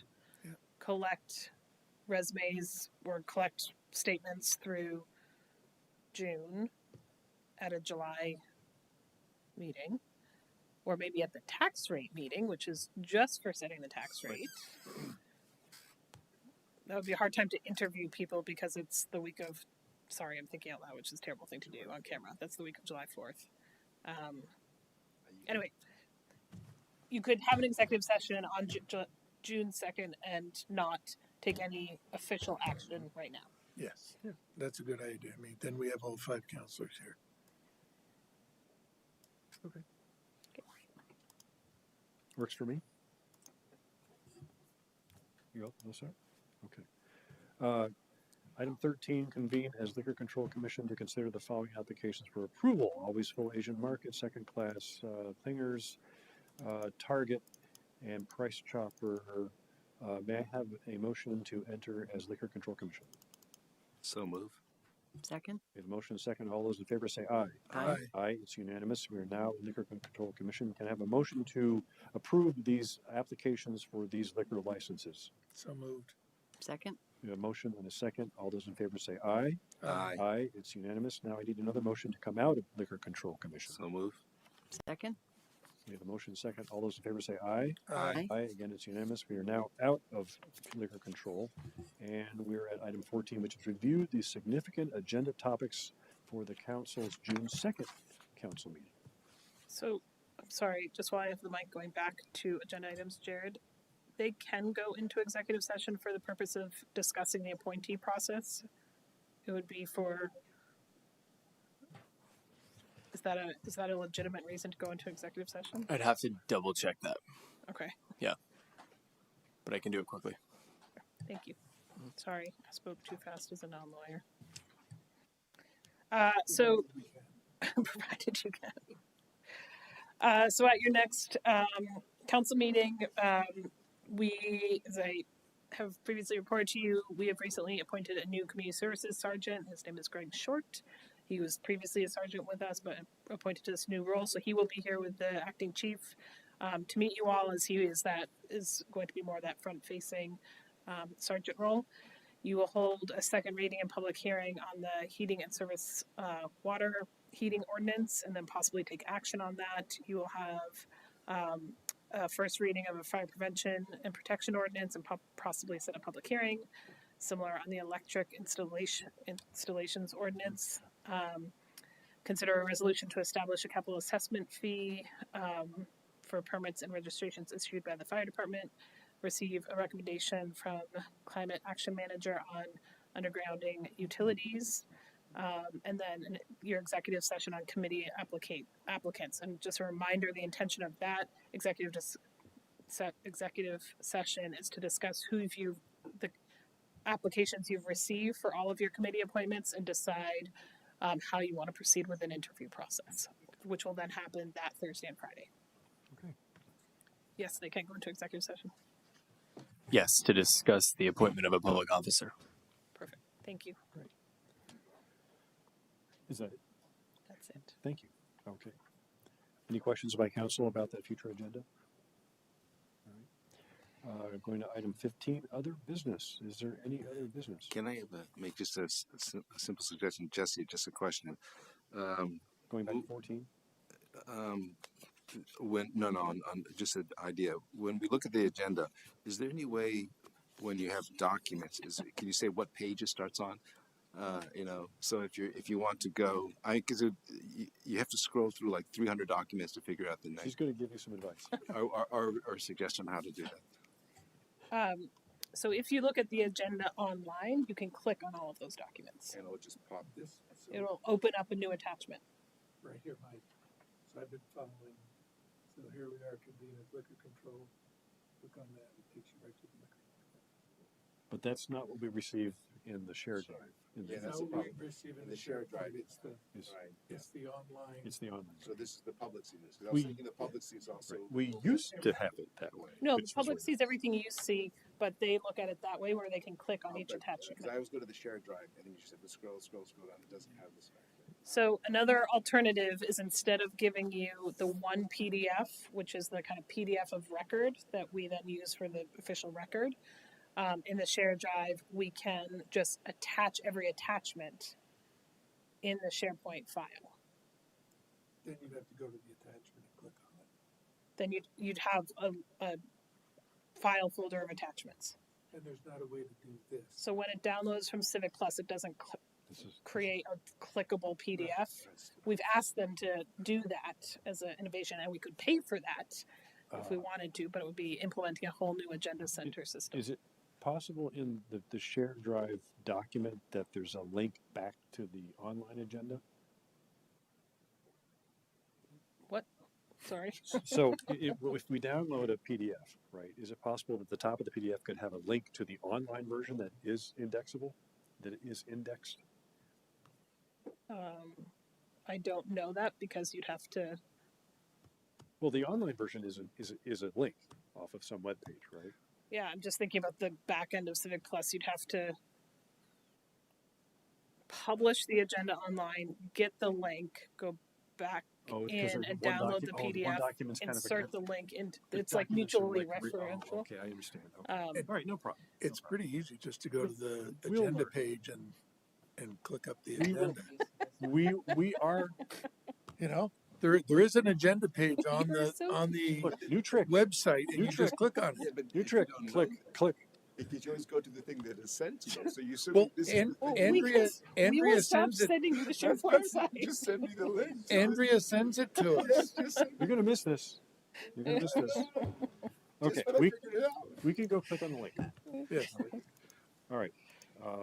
And so there was no other business, I guess, right? So we're going to consider entering into executive session to discuss contract negotiations and receive confidential attorney-client communications related to said contracts pursuant to 1 VSA 313(1)A and F.